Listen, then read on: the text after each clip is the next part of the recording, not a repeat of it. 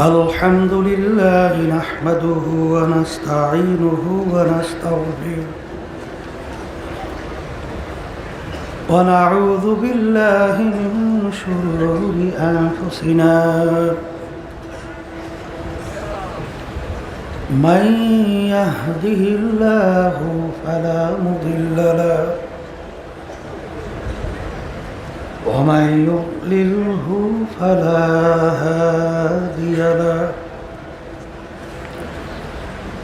ونشهد أن لا إله إلا الله وحده لا شريك له ونشهد أن محمدًا عبده ورسوله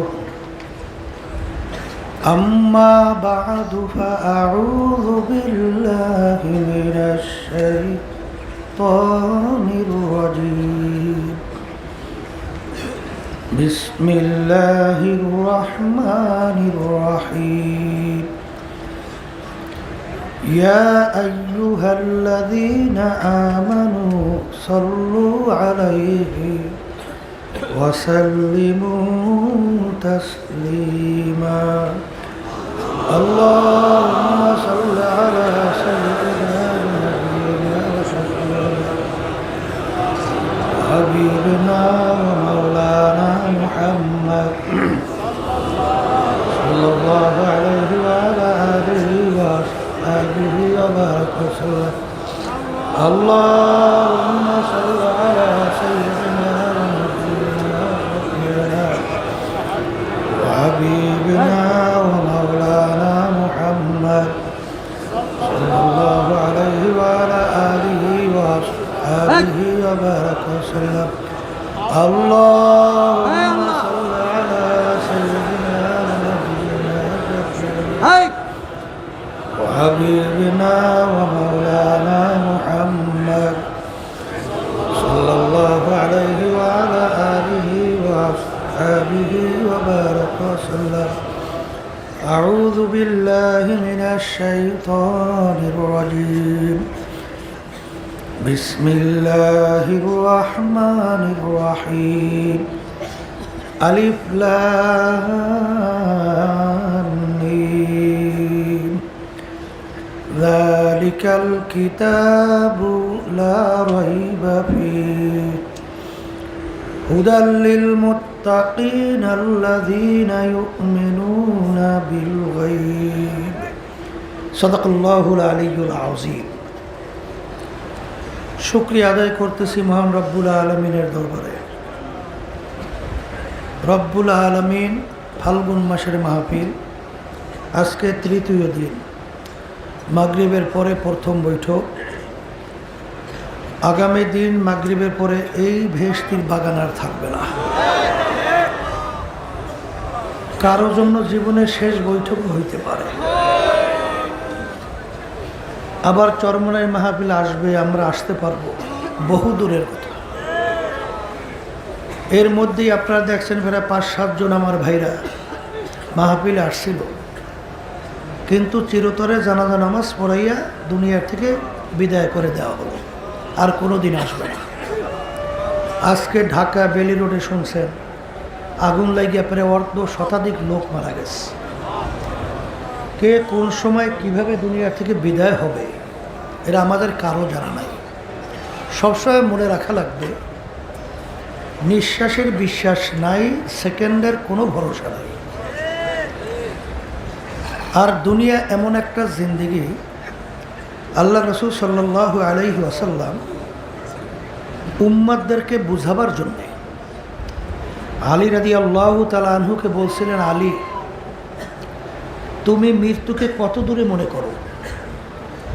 আলী রাদিয়াল্লাহু তাআলা আনহু বলছিলেন, আল্লাহ রসুল সাল্লাল্লাহু আলাইহি ওয়াসাল্লাম আমি যখন নামাজের জন্য ওযু করতে যাই তখন আমি খেয়াল করি এই ওযুই আমার জীবনের শেষ ওযু হইতে পারে।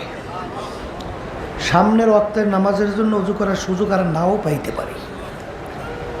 আল্লাহ রসুল সাল্লাল্লাহু আলাইহি ওয়াসাল্লাম বলেন, আলী তুমি ভুল করছো, মৃত্যু তো এত দূরে না। এক নামাজ থেকে অন্য নামাজ আসতে মাঝখানে অনেক সময়ের ব্যবধান। তুমি এইভাবে খেয়াল করো, নামাজে যখন ডানে সালাম ফিরাও, বামে সালাম ফিরাতে পারি কিনা। এই হলো দুনিয়া, এই হলো দুনিয়া। এরকম অনেক ঘটনা ঘটছে না? ডানে সালাম ফিরেছে, বামে ফিরেতে পারে নাই, বহুত ঘটনা। আর আখেরাতের জিন্দিগি, আল্লাহ রসুল সাল্লাল্লাহু আলাইহি ওয়াসাল্লাম বলে, যার শুরু আছে শেষ নাই। কেমন শুরু শেষ নাই? একটা উদাহরণ দিয়ে আল্লাহ রসুল সাল্লাল্লাহু আলাইহি ওয়াসাল্লাম বলছেন, তামাম দুনিয়া যদি একটা গোডাউনের মতো বানাও, ধরে না তামাম দুনিয়া একটা গোডাউন, পশ্চিম থেকে পূর্ব, উত্তর থেকে দক্ষিণ, জমিন থেকে আসমান। এই জমিন থেকে আসমানের দূরত্বের কেউ হিসাব করে বের করতে পারবে? তবে এতটুকু বুঝি, জমিন থেকে আমরা যে সূর্যটা দেখতেছি 9,30,00,000 মাইল দূর। কথা ঠিক না? এরপরে তারকা আছে, সেই তারকা নাকি সূর্যের চেয়ে কোটি কোটি গুণ দূরে। তারপর তারকা, সেই তারকা আছে, সেই তারকা কোটি কোটি গুণ দূরে। এরকম করতে করতে বৈজ্ঞানিকরা বলে, এমন তারকা আছে এত দূরে, সৃষ্টির পরে তার আলো জমিনের দিকে দৌড়ে আসতেছে, কিন্তু এখন পর্যন্ত নাকি তার আলো এসে জমিনে পৌঁছেই নেই। আর আলোর গতি প্রতি সেকেন্ডে 1,86,000 মাইল বেগে দৌড়ায়। এখন বলেন তো সেই তারকা কত দূর, তাই দূরত্ব কত? আল্লাহ রসুল সাল্লাল্লাহু আলাইহি ওয়াসাল্লাম বলে, তামাম দুনিয়াটা যদি একটা গোডাউন তৈরি করো, আর সরিষা তো চেনছেন, সরিষা দিয়ে যদি তামাম গোডাউন বইরে দাও, আর একটা পাখিকে যদি বলো, হে কবুতর পাখি, একটা সরিষার দানা খাবা, আবার 500 বছর পরে আর একটা সরিষার দানা খাবা, এইভাবে 500 বছর পর পর একটা সরিষার দানা খাইতে খাইতে একদিন না একদিন এই তামাম দুনিয়াময় গোডাউনের সরিষা শেষ হবেই হবে। কিন্তু আল্লাহ রসুল সাল্লাল্লাহু আলাইহি ওয়াসাল্লাম বলে, আখেরাতের জিন্দিগি শুরু শেষ নাই। আর ওই যে শুরু শেষ নাই, ওই জিন্দিগির সম্বল, ওই জিন্দিগির পুঁজি, ওই জিন্দিগির সম্পদ এই দুনিয়ায় থাকা অবস্থায় কামাই করার পরেই রওনা করতে হবে। কথা ঠিক কিনা? এখন আমার ভাইদেরকে বলবো, পর্দার আড়ালের মা বোনরা যারা শুনতেছে, বহুত আমার নতুন বাজানরা আসছে। অনেকের দিনের বুঝ হয়তো বা এখন পর্যন্ত আল্লাহ দেশেন কিনা জানি না, পাইছেন কিনা তাও বুঝি না। তবে দেখা করার সময় অনেক নতুন ভাইরা প্রথম অবস্থায় দেখা করছে, পরে আবার বলতেছে, হুজুর দোয়া করেন যে চরমনাই যে আল্লাহ আবার নিয়ে আসছে, আবার তোরা আসতে না। এর অর্থ কি? দিনের বুঝ আল্লাহ দান করছে, এই জন্যই তো তার এই মনে ব্যক্ত করছে কথা না। তা যাই হোক, এখনও যারা বোঝেন নাই, এখনও যারা নিয়াত করেন নাই যে আগে যেইভাবে চলতাম দুনিয়ামুখী এইভাবেই চলবো, আমি বিশেষ করে সেই বাজানদেরকে বলবো, পর্দা আলে মা বোনরা যারা শুনতেছেন, আবার চরমনায় মাহফিল আসবে, আবার আমরা আসব, আবার কোনো দিন হক্কানি ওলামাই কেরামদের মজলিসে বসবো, দিনের কথা শুনবো, এরপর তাওবা করব, একে তো বহু দূরের কথা।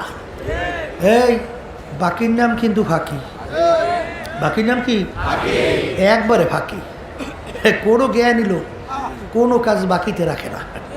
যখন আল্লাহ রব্বুল আলামিন চরমনাই জমিন পর্যন্ত নিয়েই আসছে, তাহলে আল্লাহর তো একটা রহমতের নজর আছে। এখন তেলটাকে আল্লাহ মুখী করে দেন। আল্লাহ রব্বুল আলামিন হাদিসের ভিতরে আছে জফুল কালাম, আল্লাহর হাতের মধ্যে। এই আল্লাহ বন্দাবান্দির দিলের দিকে তাকাইয়া অপেক্ষায় থাকে কি চায়। যখন বন্দাবান্দি চাই, মালিক আপনি আমাকে হেদায়েত নসিব করেন, সোজা রাস্তা দেখান, আল্লাহ রাব্বুল আলামিন ঠিকই দান করবেন এবং সোজা রাস্তাই দেখাবেন। কথা ঠিক কিনা?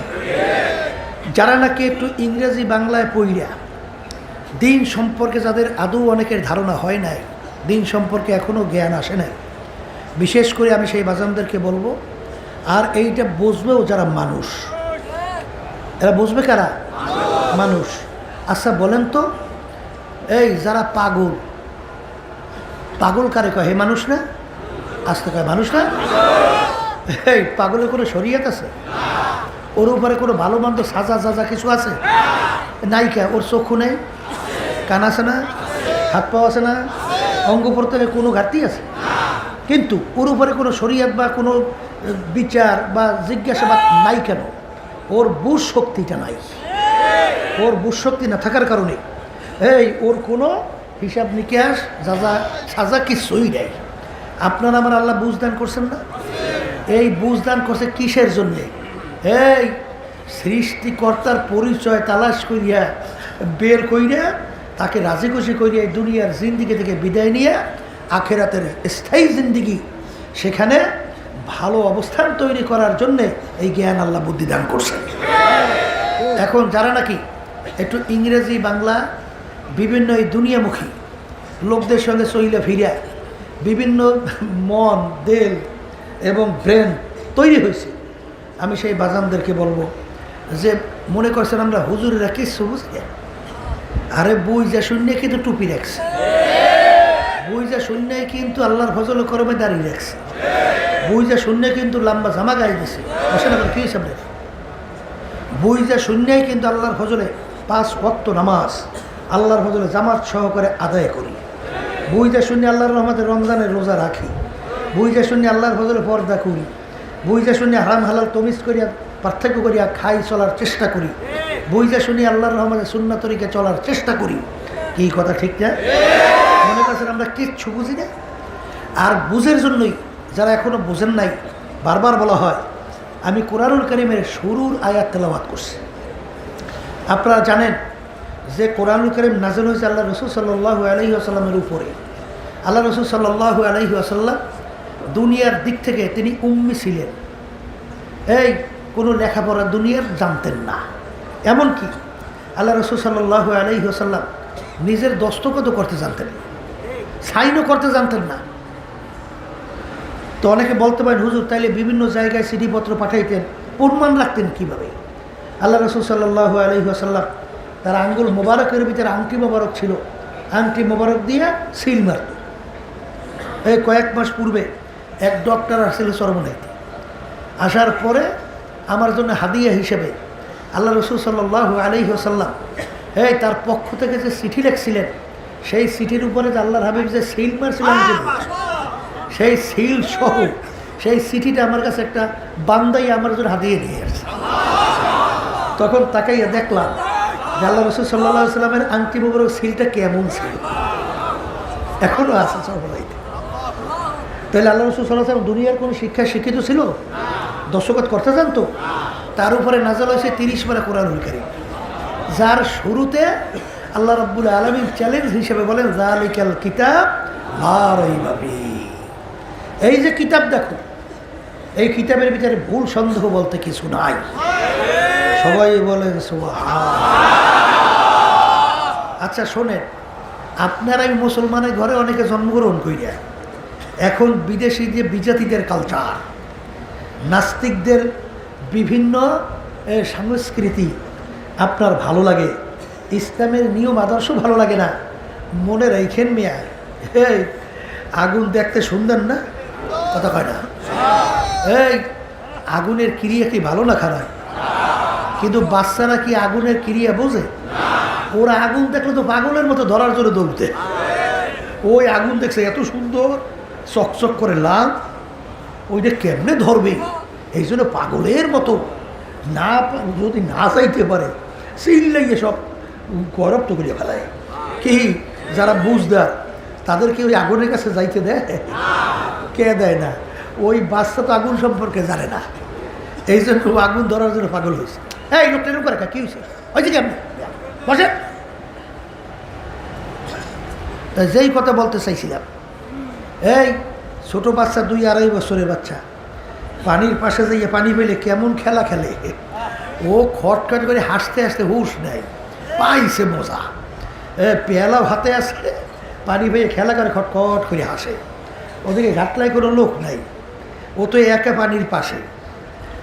যখন বুঝদার মানুষ পাশ দিয়ে যায়, ওকে একা পানির পাশে রেখে যাবে? হ্যাঁ, বুঝদার মানুষ যার ভিতরে মানবতা আছে, সে জিব্বে কামড় দিয়ে দৌড় দিয়ে যে ধরবে না? তখন যখন ধরবে, বাচ্চা কি খুব খুশিতে খুশিতে তার সঙ্গে চলে আসবে না? না চিল্লেইবে, তাকে লাথি মারবে, কামড় দেবে, ঘুষি চদ্দুর পরে দেবে, যাইবে না। কারণ পানির খেলার মজা চড়ছে। কিন্তু বুঝদার, সে কি ওকে পানির পাশে রাইখা যাইবে? কেন যাইবে না? কেন বাচ্চা তুমি তো বোঝো না বাজান, তোমাকে যদি আমি একা এখানে রাইখে যাই আর যদি কোনো কায়দায় গড়াইয়ে পড়ো আর হাসিও থাকবে না আর উঠবাও না, তা তোমাকে আমি রেখে যেতে পারবো না। তাই যেই বাজানরা দুনিয়ার মোহে ওই বিজাতিদের কালচারে আজকে চাকচিক্যময় ক্ষতিকর দুনিয়া, আগুনের চেয়েও ক্ষতিকর, বিষের চেয়েও ক্ষতিকর, যেই পথে হাঁটলে আল্লাহ রাব্বুল আলামিন যে আযাব ও গজবের ঘোষণা রাখছেন কোরআন এবং হাদিস অনুযায়ী, ওই 1 সেকেন্ডের আযাব সহ্য করার শক্তি দুনিয়ার কোনো মানুষের নেই। জোরে বলেন কথা ঠিক কিনা? এই জন্য তো আলেম ওলামারা দেখবেন যে অনেক সময় তাদেরকে গালি দেয়, অনেক সময় মারেও, অনেক সময় লাথিও মারে, মারতেও চায়, তারপর পিছন ছাড়ে না। ছাড়ে? দেখে দিনের বুঝ সর্বনাইতে অনেকে তো আলহামদুলিল্লাহ দেখা করার সময় বলে, হুজুর এই লোকটাকে হুজুর নিয়ে আসি, বড় কষ্ট হয়েছে। আর কয় আর কি খুশি, মনে হয় যেন হাসি মুখে ধরে না। এই বলতেছে হুজুর খুব কষ্ট হয়েছে। ওই শুনছিলাম আমাদের যে এক আল্লাহর বান্দাকে সর্বনে আনার জন্যে পিছনে লাগছে। এখন সে পিছন মনে ছুড়াইতেই পারে না, এলাকার ভিতরে খুব দুঃখ প্রকৃতি ছিল, এর কাছে বিরক্ত লাগলো, এই সর্বনাই যাবো কেন, আমি তো ভালোই আছি। শেষ মধ্যে আল্লাহর বান্দা তো লাগছে, ছাড়ে না। না ছাড়ার পরে এক পর্যায়ে শেষ পর্যন্ত এখন তাকে ফিরেইবে কীভাবে, তার বলছে যে আমি তো ঘোড়া ফালি, তা আমার ঘোড়া আপনি আমরা হয়েছে কি ওরা সরাত সরে তো সরাই লই যা, উস্কে লই যা, ওই পেছনে উস্কে লই যা। তাই যেই কথা বলতে উস্কে নদী লই যা, নদী নেই। তাই যেই কথা বলতে আসছিলাম যে শেষ পর্যন্ত আমি বলতে আছে যে আমার পিছনে যে লাগছে, এখন ওকে কি চাপের মাধ্যমে ফিরে আনা যায়। তাই চিন্তা করছে যে গরিব মানুষ, তাহলে ওই এমন চাপ দেব, মানে টাকার চাপ দেবো যে আমার এত টাকা যদি দিতে পারো তাহলে আমি সরমনায় যাব। এমন করে আসলেই যাবেন? বলে হ্যাঁ। শেষ পর্যন্ত ওই পাগলায় এই টাকা গুছাইছে। কেমনে কেমনে গুছাইছে কায়দা করি, টাকা এনে করলে নেন, আমরা টাকা চাইছেন, দিলাম টাকা। এখন চিন্তা করে কেমনে ফিরামু, টাকাও তো লইয়েছে। এখন একটা বুদ্ধি করছে, একটা বুদ্ধি বের করছে। কি বুদ্ধি? বলে আমি তো ঘোড়া ফালি, এখন আমি গেলে আমার ঘোড়ার ঘাস খাওয়াইবে কেনা, এখন আমার ঘোড়া তো না খাইয়ে মরবে। কলে তা ঠিক আছে, কাজ করি, আপনার চরমনায় থাকতে 4-5 দিন থাকা লাগবে, তা আমি এই 4-5 দিনের ঘাস আমি সব কাটিয়ে বস্তা ভরে রেখে দিয়ে যাই, তাহলে হবে না? এই যাইয়া পাগলে এই ক্ষেতের ভিতরে নামবে 4-5 দিনের ঘাস, এই কাজ কাইটা বস্তা বই দিয়া এই পেনে করে আমি 4-5 দিনের ঘাস দিলাম। এখন এখন তার ফিরে কোনো কায়দা নাই। এখন কলে এখন তার কোনো উপায় নাই, তা চল হ্যার চিন্তা যাবো একটু ঘুরিয়ে, অসুবিধা কি, আমার কাম তো আমিই করবো, অসুবিধা কি।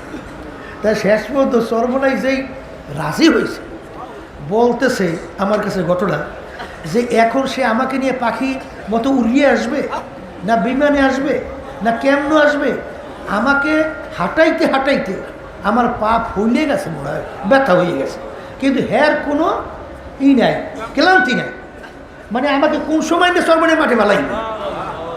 শেষ পর্যন্ত কলে আর কত দূর হাঁটাবা, গাড়ি কই, কলে এই তো সামনে। এরকম করতে করতে শেষ সর্বনের মাঠে ঢুকাইছে। ঢুকানোর পরে আল্লাহ রাব্বুল আলামিন এমন বুঝতেছে দিনের, এখন দিনের জন্য পাগল। কথা ঠিক না? ঠিক। অনেক সর্বনায় আল্লাহর বান্দারা আসছে, এখনো দিনের বুঝ আসে নাই। এই বুঝের জন্য আমি কোরআন কারীমে শুরুর আয়াত তেলাওয়াত করছি। ভালো করে বোঝেন যারা মানুষ, তারা বুঝবে। এই কোরআনুল কারীম 1 দিন 2 দিন আগে নাজিল হয়েছে না, প্রায় 1500 বছর হয়ে গেছে। এই কোরআনুল কারীম এখনো সেই চ্যালেঞ্জের আয়াত, শুরুর আয়াত জালিকাল কিতাব লা রাইবা ফিহি আছে না নাই? এখনো আছে। আচ্ছা, এই কিতাব যে দেখো কোনো ভুল সন্দেহ বলতে কিছু নাই। আরবের কাফেরেরা যখন দেখে আল্লাহ রাসূল সাল্লাল্লাহু আলাইহি ওয়াসাল্লাম থেকে মানুষকে ফিরেই দিতে পারে না, তখন তারা বলা শুরু করছে যে মুহাম্মদ নিজে কালাম লিখে লইছে। নাউজুবিল্লাহ। ওদিকে আল্লাহর হাবিব দুনিয়ার কোনো শিক্ষা শিক্ষিত ছিল? এই বর্তমানে বাংলাদেশে তো চলছে রাত্র দিন কয়, দিনের রাত্র কয়। এই কথা ঠিক নেবে ঠিক? এই এবার কইতে কইতে এক শ্রেণী এগুলো আবার বিশ্বাস করে না, আসতে কয়। এই নির্বাচন কি হয়েছে না হয়েছে আমরা সবাই জানি, জানার পরে কইতেছি এর সে সুন্দর নির্বাচন আর হয় না। আচ্ছা এখন রাত্রে কি বানাইছে? দিন বানাইছে। আচ্ছা এইভাবে মিথ্যা প্রচার শুরু করিয়ে দিচ্ছে। এখন আবু জাহেল মার্কারা বলতে আছে যে মোহাম্মদ নিজে কালাম লেখে। এখন এই এক দুনিয়ার মানুষ যা পারছে অন্য কেউ পারে নাই, এরকম ইতিহাস দুনিয়াতে আছে? এক বৈজ্ঞানিক যা আবিষ্কার করছে আর একজনে পারে নাই, দুনিয়াতে আবিষ্কার এরকম ঘটনা আছে? এক লেখক যা লেখছে আর এক লেখক পারে নাই, এরকম ঘটনা আছে? তাহলে বোঝা গেল মুহাম্মদ সাল্লাল্লাহু আলাইহি ওয়াসাল্লাম মানুষ। তাই সে যদি কোরআন কারীম লেখা লয়, তাহলে আল্লাহ রাব্বুল আলামিন চ্যালেঞ্জ হিসেবে বলতেছেন, হাবিবগো আপনি চ্যালেঞ্জ করে বলিয়ে দেন কাফেরদের মাঝে যে এত বড় 30 পারা কালাম দরকার নেই, ওরা কোরআন কারীমের সবচেয়ে ছোট সূরা, এই সূরার মতো পারলে একটা সূরা পারলে বানাই দেখাও। কি এই আপনার সঙ্গে যদি কোনো কেউর সাথে কোনো বিষয় নিয়ে তর্ক হয়, তখন চ্যালেঞ্জ সরিয়ে দেয় না যে আমি চ্যালেঞ্জ, কি দেয় কি দেয় না? তা আল্লাহ রাব্বুল আলামিন হাবিবের মাধ্যমে চ্যালেঞ্জ, পারলে তুই কোরআনের শেষ সূরার মতো সূরা পারলে বানাই দেখাও। ইন্না আতাইনাকাল কাউসার ফাসাল্লি লিরাব্বিকা ওয়ানহার ইন্না শানিয়াকা হুয়াল আবতার। এখন চ্যালেঞ্জ হিসেবে আল্লাহর ঘরের সঙ্গে টানাই রাখছে। এখন কাফেররা স্বাভাবিক আরবি ভাষায় কোরআন কারীম নাযিল হইছে, এ বানাইতে কোনো সমস্যা? এখন তারা বসছে কোরআন কারীমের আয়াত সূরা বানাইবে। একই মানুষের কালাম? আসতে কয় কার কালাম? মানুষে বানাইতে পারবে? এখন বসে কালাম বানাইবে। কিন্তু এই কালামে কি খালি এই কথা মনে করছে? এর ভিতরে সব দিক থেকে এই কোরআন কারীমের লাগে মেলা লাগবে না? হ্যাঁ লাগবে না? লাগবে না? এখন শেষ পর্যন্ত ওরা চিন্তা করে কই এই কালামের সূরার মতো সূরা তো বানানো যায় না, বহুত চেষ্টা করে পারে না। তাই কোরআন কারীমের শর্ট সূরার 3 আয়াত, এই 2 এই পংক্তি মিললে একটা কবিতা হয় না? ইন্না আতাইনাকাল কাউসার ফাসাল্লি লিরাব্বিকা ওয়ানহার, এই 2 পংক্তি মিললে একটা কবিতা হয়েছে, ইন্না শানিয়াকা হুয়াল আবতার। এখন আরেক পংক্তি কই, আরেক লাইন কই আছে না? এখন ইমরুল কায়েস কবি সম্রাট, এই হ্যাঁ ওই যাইয়া তাকে যখন নাকি এই বড় কবি যখন বলছিল, বলার পরে সে চিন্তা করলো যে এটা তো আমার জন্য অন্টুর ব্যাপার, একটা লাইন মেসরা মিলিয়ে দেবে, সমস্যা কি? তাই সে যখন মিলানো শুরু করছে, যত চেষ্টা করে লাইনের সঙ্গে লাইন মেলে না, শেষ মধ্যে একটা লাইন মিলে গেছে, ইন্না আতাইনাকাল কাউসার ফাসাল্লি লিরাব্বিকা ওয়ানহার ইন্না শানিয়াকা হুয়াল আবতার হাযাল কালাম লাইসা মিনাল বাশার। সবাই বলে সুবহানাল্লাহ।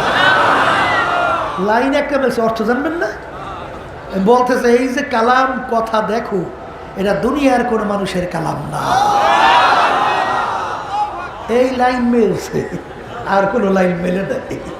তা আজ পর্যন্ত এত ডক্টরেট, এত বড় বড় বিচক্ষণ পণ্ডিত, এত কিছু FRCS বিভিন্ন ধরনের অনেক পাণ্ডিত্য অর্জন করছে, কোরআন কারীমের ভিতরে কোনো সূরা বানাইতে পারছে? আর তো আসতে পারবে?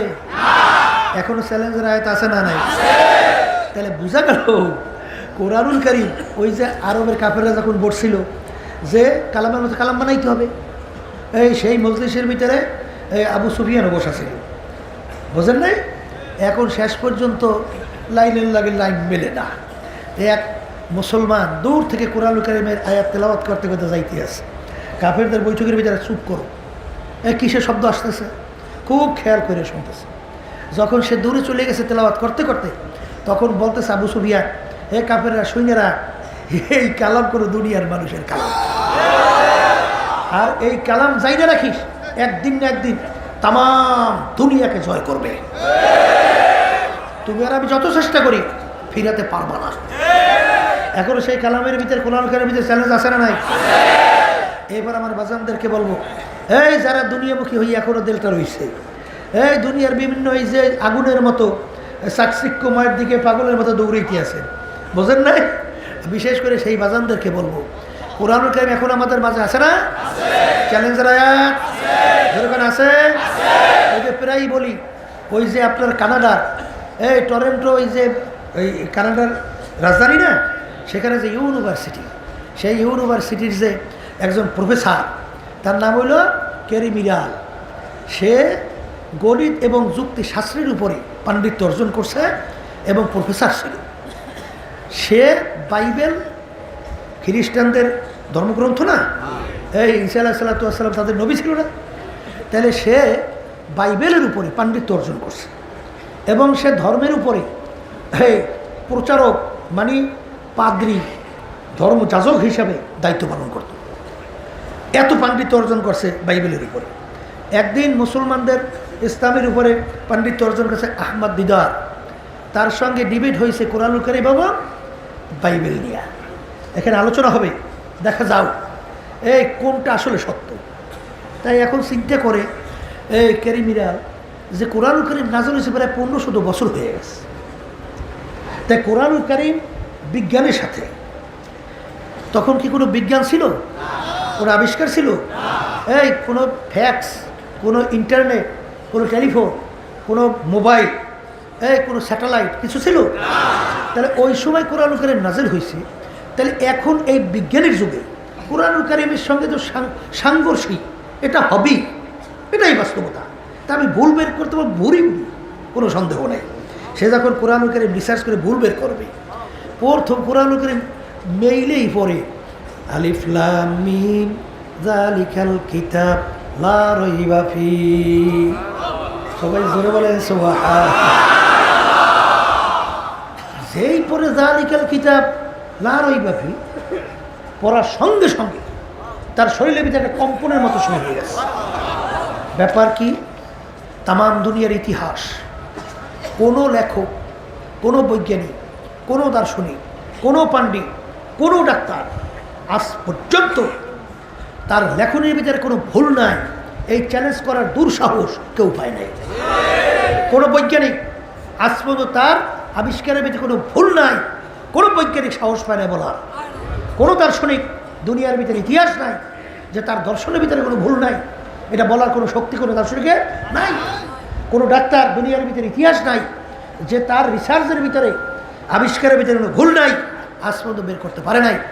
তাইলে কিন্তু কোরআনুল কারীম কেমন কিতাব যে যার শুরুতেই চ্যালেঞ্জ করে এর ভিতরে ভুল নাই, সন্দেহ নাই, এই তিনি হতভম্ব হয়ে গেছে। আচ্ছা দেখি সামনে একটু রিসার্চ করিয়ে, যত সামনে যায় বারবার কোরআনুল কারীমে যারা ভুল ধরতে আসে, কোরআনুল কারীম নিজেই তাকে প্রশ্ন সরিয়ে দেয় যে তোমরা যে ভুল তালাশ করতে আসছো, এই কোরআনুল কারীমের ভিতরে কোনো ভুল পাওয়া যাবে না, কোনো সন্দেহ না।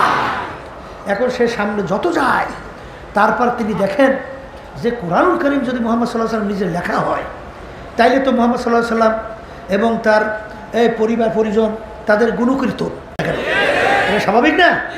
তার কথা, তার মেয়ে ফাতেমার কথা, এই রাদিয়াল্লাহু তাআলা আনহা, খাদিজা কুবরা রাদিয়াল্লাহু তাআলা আনহা, তাদের কথা গুণকীর্তন বেশি থাকবে না? কিন্তু সেখানে দেখে যে তাদের গুণকীর্তন কোরআন কারীমে তেমন একটা উল্লেখযোগ্য কিছু নেই। এমনকি তাদের যে নবী ঈসা আলাইহিস সালাম এবং তাদের সম্মানিতা মারিয়াম আলাইহিস সালাম, তাদের ব্যাপারে কোরআনুল কারীমের ভিতরে প্রায় 25 বারের মতো তাদের প্রশংসা সহ সেখানে উল্লেখ আছে। কথা বোঝেন? এই শুধু ঈসা আলাইহিস সালামের না 34 বারের মতো মরিয়ম আলাইহিস সালাম এবং ঈসা আলাইহিস সালামের নাম, এবং সূরা একটা নাজিলই হয়েছে মরিয়ম আলাইহিস সালামের নামে। তাহলে কোরআনুল কারীম তাদের নবী সম্মান দেখাইছে। এখন এটা তিনি আরও আশ্চর্য না? এরপরে তিনি দেখেন যে শুধু ঈসা আলাইহিস সালামের নাম কোরআনুল কারীমে 25 বারের মতো আসে, আর আল্লাহ রাসূল সাল্লাল্লাহু আলাইহি ওয়াসাল্লাম তার নাম আসছে মাত্র 4 বার। কথা খেয়াল করে তখন তিনি আরও হতভম্ব যে যদি মুহাম্মদ সাল্লাল্লাহু আলাইহি ওয়াসাল্লাম নিজের লেখা কিতাব হয় তাহলে তো স্বাভাবিক তাদের গুণকীর্তন এবং তাদের বংশের এবং তাদের বাচ্চা কাচ্চা পরিবার সম্পর্কে আলোচনা বেশি আসবে, কিন্তু তার ভিতরে আমাদের নবীর আলোচনা কেন? এরপরে তিনি এই বিজ্ঞান সম্পর্কে রিসার্চ শুরু করছে। দেখি বিজ্ঞানে কোনো ভুল পাওয়া যায় কিনা, কোরআন কারীমের সাথে কোনো ধরনের টক্কর লাগানো যায় কিনা। তাই কোরআন কারীমের ভিতরে সমুদ্র সম্পর্কে আলোচনা আসছে না? কথা কয় না? আল্লাহ রাসূল সাল্লাল্লাহু আলাইহি ওয়াসাল্লাম জন্মগ্রহণ করছেন কোথায়? মরুভূমিতে না? সেখানে বালি আর পাথর ছাড়া কিছু আছে? আসতে কয় আছে? এই আশেপাশে কোনো পানি আছে? কোনো খালবিল, নদী, সাগর? আল্লাহ রাসূল সাল্লাল্লাহু আলাইহি ওয়াসাল্লাম তো সাগর দেখেও নাই। কথা বুঝে? তাহলে সেখানে কোরআনুল কারীমের ভিতরে এই এই সমুদ্র সম্পর্কে আলোচনা আসছে। আল্লাহ রাব্বুল আলামিন কি বলছেন? মারাজাল বাহরাইনি ইয়ালতাকিয়ান বাইনাহুমা বারযাখুল লা ইয়াবগিয়ান ফাবিআইয়ি আলাই রাব্বিকুমা তুকাযযিবান। এই পইরেই তিনি হতভম্ব। ব্যাপার কি? দেখে কোরআনুল কারীমের ভিতরে সমুদ্র সম্পর্কে আলোচনা করছে। মুহাম্মদ সাল্লাল্লাহু আলাইহি ওয়াসাল্লাম কোরআন সমুদ্র দেখেও নাই, কিন্তু পরবর্তী বৈজ্ঞানিকরা যখন সমুদ্র সম্পর্কে কোরআনুল কারীম নিয়ে যখন রিসার্চ করে দেখে পুরো কোরআনুল কারীমের সাথে সমুদ্রের সঙ্গে 100 ভাগ সব মিলে যায়, কোনো ভুল পাওয়া যায় না। এরপরে কোরআনুল কারীমে আল্লাহ বলছে যে আমি মাখলুকাতগুলো সৃষ্টি করছি জোড়ায় জোড়ায়। কিতে কিতে? জোড়ায় জোড়ায়। এই অনেক সময় তো আমরা বুঝি না, এখন বর্তমানে কিছু বোঝা ধরছি। এই আমরা যে ধান লাগাই না, ধানের বীজ ক্ষেতের মধ্যে, আচ্ছা সেইটার আবার জোড়া কি? আমি একদিন রাস্তা দিয়ে যাই, হঠাৎ দেখি এক ক্ষেতের মধ্যে, বিল বুঝছেন তো ক্ষেত, ধান টান লাগাইছে, সেই ক্ষেতের মধ্যে কিছু ধান বড় আবার কিছু ধান ছোট। আমি বললাম ব্যাপার কি? কিছু ধান বড় কিছু ধান ছোট কা? কলে হুজুর বুঝেন নাই? কলে না বুঝি নাই। কলে হুজুর এই বড় ধানগুলা পুরুষ ধান, আর ওই ছোট ধানগুলো হুজুর মহিলা ধান। এই আগেই ভালো ছিল, আবার মাইক মোরাও কা। তা যেই কথা বলতে চাইছিলাম, তা পুরুষ মহিলা ধানের মধ্যে প্রমাণ পাওয়া যায়। আসতে কয় ধরে বলেন, কথা ঠিক কিনা? এইবার কি বলবেন? পান খাই না পান? পান একদিন আমার কইতেছে হুজুর পানির ভিতরে একটা পান মজা বেশি লাগে। আমি কোন পানটা? কলে হুজুর পানির ভিতরে হির আছে না, হির, হির দেখছেন? আমরা হির কই আর। কলে হুজুর ওই হির আইসা যেইটা গোড়া মিললে যায় ওই পানটা স্বাদ বেশি, আর যেইটা হির মেলে নেয় ওইটা স্বাদ কম। আমি বলি ব্যাপার কি? কলে হুজুর যেই হিরটা মেলছে ওইটা মহিলা পান, আর যেটা গোড়ার হির মেলে না ওইটা হুজুর পুরুষ দেয়, পুরুষ পান। কি বলছেন? কি সুবহানাল্লাহ কোন না? আলহামদুলিল্লাহ কোন না? কি ওখানে আল্লাহ মিল বানাইছে না? এরপরে গেছিলাম মদিনা শরীফ, বুঝছেন? মদিনা শরীফ এই এক আল্লাহর মধ্যে দেখা করতে আসছে, এই বাংলাদেশে বাড়ি। তাই ওই খেজুর বাগানে কাজ করে। তাই আমি বললাম যে আমাকে খেজুর ছাড়া দিতে পারবা, আজোয়া খেজুরের? কলে হুজুর পারবো। ও সুন্দর আমার জন্য খেজুর আজোয়া ছাড়া লইছে এই প্যাকেট করিয়ে। তা আমি নিয়ে আসছি, ওই কবরস্থানের দক্ষিণ পাশে লাগাইছি। দেখছেন না? এখন বড় হয়েছে আলহামদুলিল্লাহ, ড্যামিও ছাড়ছে ওই সেই মদিনা শরীফের ছাড়া আমি কিনে লাগাইছি। বলে হুজুর এর ফল ভালো পাইতে হইলে হুজুর পুরুষ গাছের পরাগান এইটা লাগানো লাগবে, নালে ফল ভালো হয় না। তা সেখানেও জোড়া জোড়া। কি বলছেন? এই কোরআনুল কারীমের ভিতরে আল্লাহ যা যা বলছেন সব নিয়ে রিসার্চ করে দেখছে, কোনো ভুল পাওয়া যায় না। যালিকাল কিতাব লা রাইবা ফীহি, সুবহানাল্লাহ। এই যে কিতাব দেখো, এই কিতাবেতে কোনো ভুল সন্দেহ বলতে কিছু নাই। এরপরে আমার বাজানদেরকে বলবো, পর্দায় মা বোনরা যারা শুনতেছে, এখনো কোরআন কারীম আমাদের মাঝে আছে না? না নাই?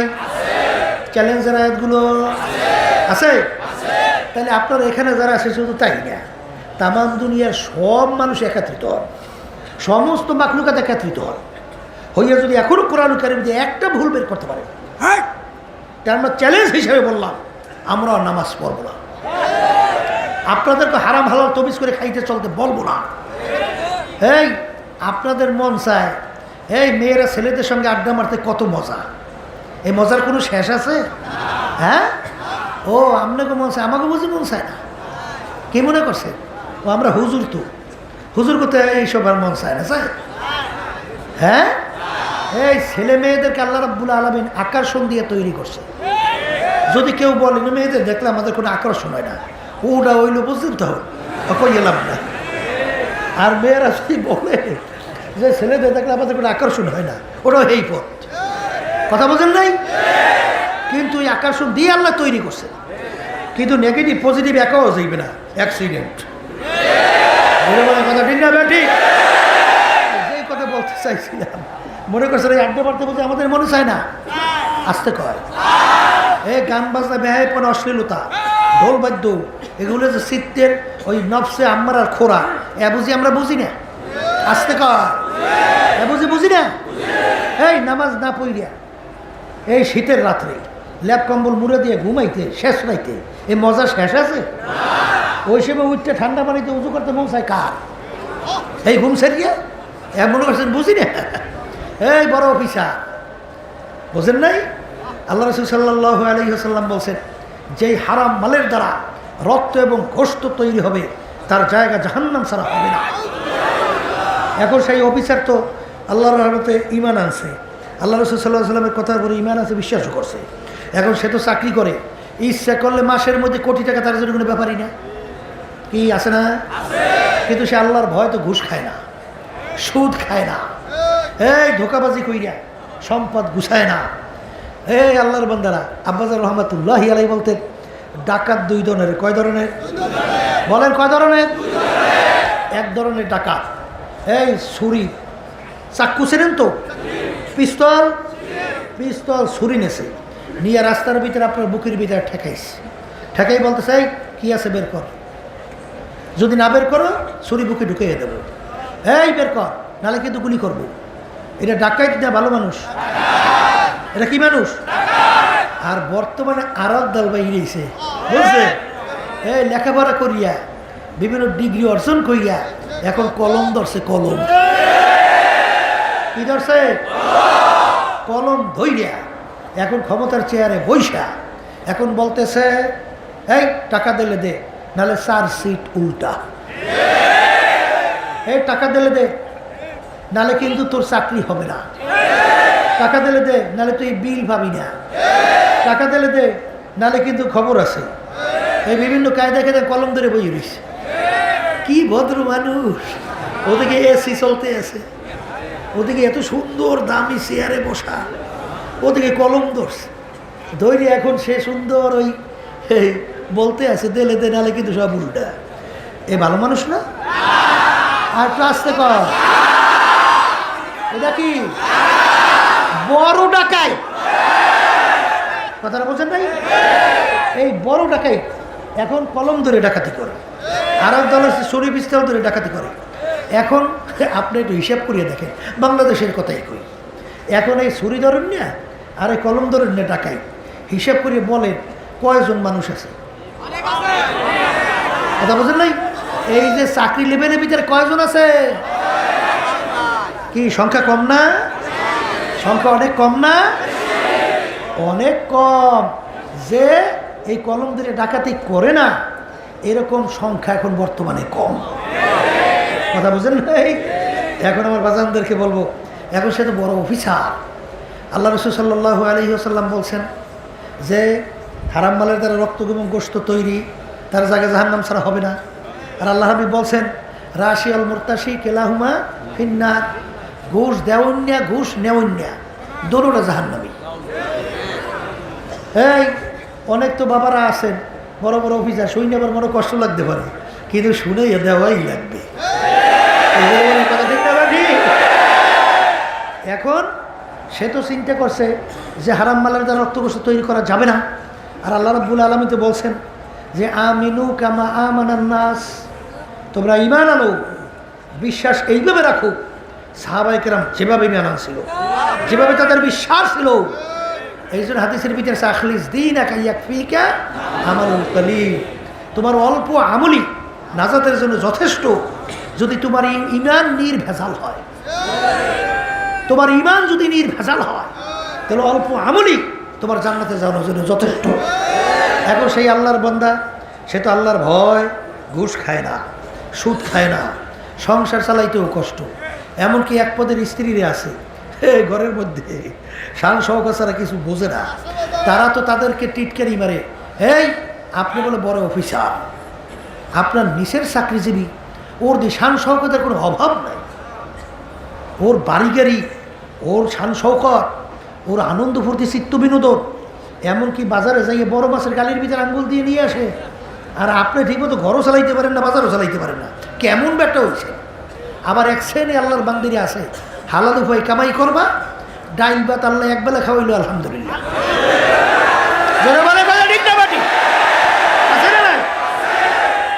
এই এক পুলিশের দায়িত্বশীল বলতেছিল যে জিজ্ঞেস করছে আপনি ওই ইতে দায়িত্ব পালন করেন না কেন?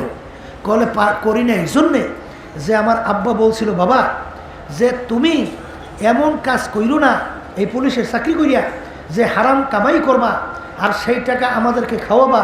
বাবা এই টাকা আমাদের দরকার নাই, তোমার কামাই খাবো না, তুমি যেই টাকা হালাল উপায় কামাই করবা তুমি অল্প দাও, ওইটি আমরা খুশি। বলে বাপা যখন এই ওসিয়তটা আমাদেরকে করছে এই জন্য আমি ওই জায়গায় যাই নাই, এর জন্য যাই নাই যে ওখানে গেলেই আমি না খাইলে আমার জোর করে খাওয়াইতে হইব, আমার খাওয়াইব, এই জন্য আমি ওখানে যাই নাই। কি দেখেন আল্লাহ কি বুঝতেছে আর বাপ্পাও কি বুঝতেছে। আর বর্তমানে একদল বাইরেছে, এই ছেলে কি করে? বলে ছেলে চাকরি করে, বেতন পায় কত? এত। উপরি কত? উপরি বোঝেন? উপরি মানে টেবিলের তলতে কত পায়? টেবিলের তল বোঝেন না? ঘুষ কত পায়? এইতে কি সংসার চলে? এই এক পদের গার্জিয়ান আছে, আছে না নাই? আর এক শ্রেণীর গার্জিয়ান আছে যে দিনদার এবং সঠিক এবং হালাল উপায় যারা কামাই করে তাদেরকে ছাড়া মেয়েদেরকে বিবাহ দেয় না এবং ছেলেদেরকে বিবাহ করায় না। ঠিক না? ঠিক, তাদের সম্পর্কই করে না। আলহামদুলিল্লাহ আল্লাহ দিনের বুঝতেছে। এই জন্য আর বাজানদেরকে বলবো, পর্দা আলে মা বোনরা যারা শুনতেছেন, যে আমি যেই কথা বলতে চাইছিলাম, যখন কেরি মিরাল তিনি দেখলেন যে বিজ্ঞানের সাথে কোরআনুল কারীমের কোনো সাংঘর্ষিক কিছু পাওয়া যায় না, ভুল তালাশ করে বের করা যায় না, এরপরে তিনি নিজেই কালিমা পইরা মুসলমান হয়ে গেছে। মুসলমানের পরে নাম রাখছে আহমদ আব্দুল্লাহ। আহমদ আব্দুল্লাহ। আমি আমার ভাইদেরকে বলবো, সংক্ষেপ বলছি, বেশি লম্বা চড়া না, আকলমাদি ইশারা বসা আসতে, যে নাকি জ্ঞানী খায়, অল্প কথার মাধ্যমে সে পুরো বিষয় বুঝতে পারে। এখন যারা আসছেন 3 দিন পর্যন্ত চরবনের ময়দানে আসেন, কি দিনের তো একটু বুঝ আল্লাহর রহমতে আসছে, আর এখানে তো খোলা গরম, বুঝেন নাই? অনেক আল্লাহ আর এই মজলিসে আছে, তাদের চোখের নজর আল্লাহর ফজলে যার ভিতরে লাগিয়ে গেছে। আল্লাহ রাব্বুল আলামিন একটা পরিবর্তন ঘটাইবি। কুমির কুমির বুঝেন নাই? নদীর পারে খালের পারে গর্তে ডিম পেইয়া, ও তো আর চাপ দেয় না, ও বলে দূর থেকে চাইয়ে থাকে, ওই চোখের সাউন্ডিতে বলে ডিমের ভিতরে বাচ্চা ফুটে যায়। এখানে এরকম এরকম তেজওয়ালা, অনেক রুহানি চক্ষুওয়ালা, অনেক আল্লাহর বান্দার এই মজলিসে আছে। আল্লাহ ওই তাদের রুহানি রোশনাইতে আল্লাহর ফজল করবে আপনাকে আল্লাহ রাব্বুল আলামিন পরিবর্তন ঘটাইয়া, আপনার দেশ ছিল আগে দুনিয়া মুখী, এখন আল্লাহ করে দেবে আল্লাহ মুখী। ধরে বলেন কথা ঠিক কিনা? আর সবসময় আল্লাহর কাছে চাওয়া তো লাগে, কি করা লাগে? চাওয়া লাগে। মালিক আপনি আমাকে দিনের সহি বুঝ দান করেন। সর্বনয় ময়দানে যখন নিয়ে আসছেন, দিনের সহি বুঝ না দিয়া এখান থেকে ফেরত দিয়েন না। বলতে অসুবিধা আছে? আসতে কয় বলতে অসুবিধা আছে? তাহলে আল্লাহর কাছে বলতে পারেন না? বলতে থাকে, দেখেন আল্লাহ কখন কবুল করে। আর এক শ্রেণী যারা নিয়ত করে বইয়ে রয়েছেন, আইসি তো সর্বনাই ঘুরিয়ে ঘুরিয়ে গেলাম, আগে যা করতাম এত কর্মই, এরকম এক শ্রেণী বসে থাকতে পারেন না? আমি সেই বাজান দেখে দেল ঘুরান, কথা বোঝেন নাই? দেখেন আল্লাহর কাছে বলেন, আল্লাহ আপনি সরল সঠিক বেহেশতের রাস্তা আল্লাহ আপনাকে দেখান এবং জাহান্নাম থেকে আল্লাহ পরিত্রাণ দান করেন। এই আলোচনার মাধ্যমে কি বলছেন? কুরআনুল কারীম কি? আর একটু আস্তে কর, সত্য। তাই কুরআনুল কারীম যদি সত্য হয়, তা আল্লাহ কুরআনুল কারীম যা যা বলছে তাও তো সত্য। এখন আল্লাহ কুরআনুল কারীমে কি বলছেন?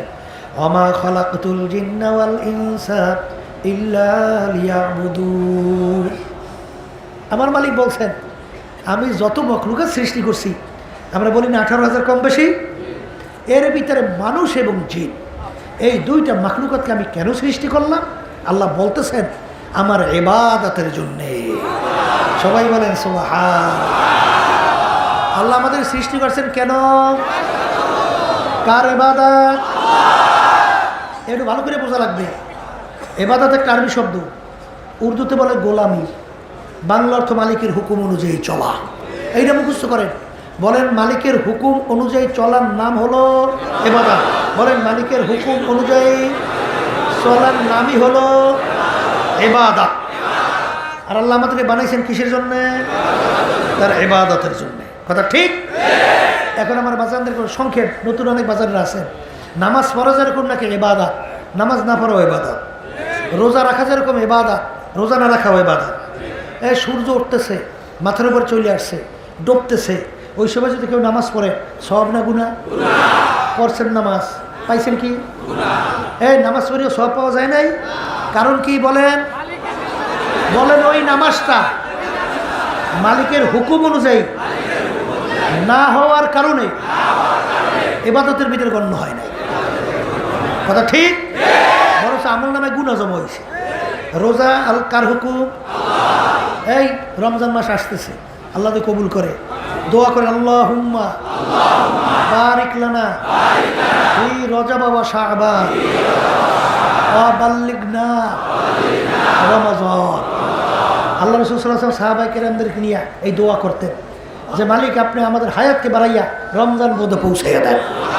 আমরা দোয়া করলাম আল্লাহ যেন আমাদের হায়াত রমজান মধ্যে পৌঁছাইয়া দেন। এগুলোর কথা ঠিক কিনা? যেই কথা রমজানের কথা সংক্ষেপে দুই এক কথায় বলে ভালাই। এই আব্বাজান বলতেন রমজান মাস জুবলির মতো, জুবলির মাস। জুবলি বুঝেন? এই যারা নেক কামাই করতে চান, দুনিয়ার যে কোনো কাজের একটা উপযুক্ত সময় আছে না?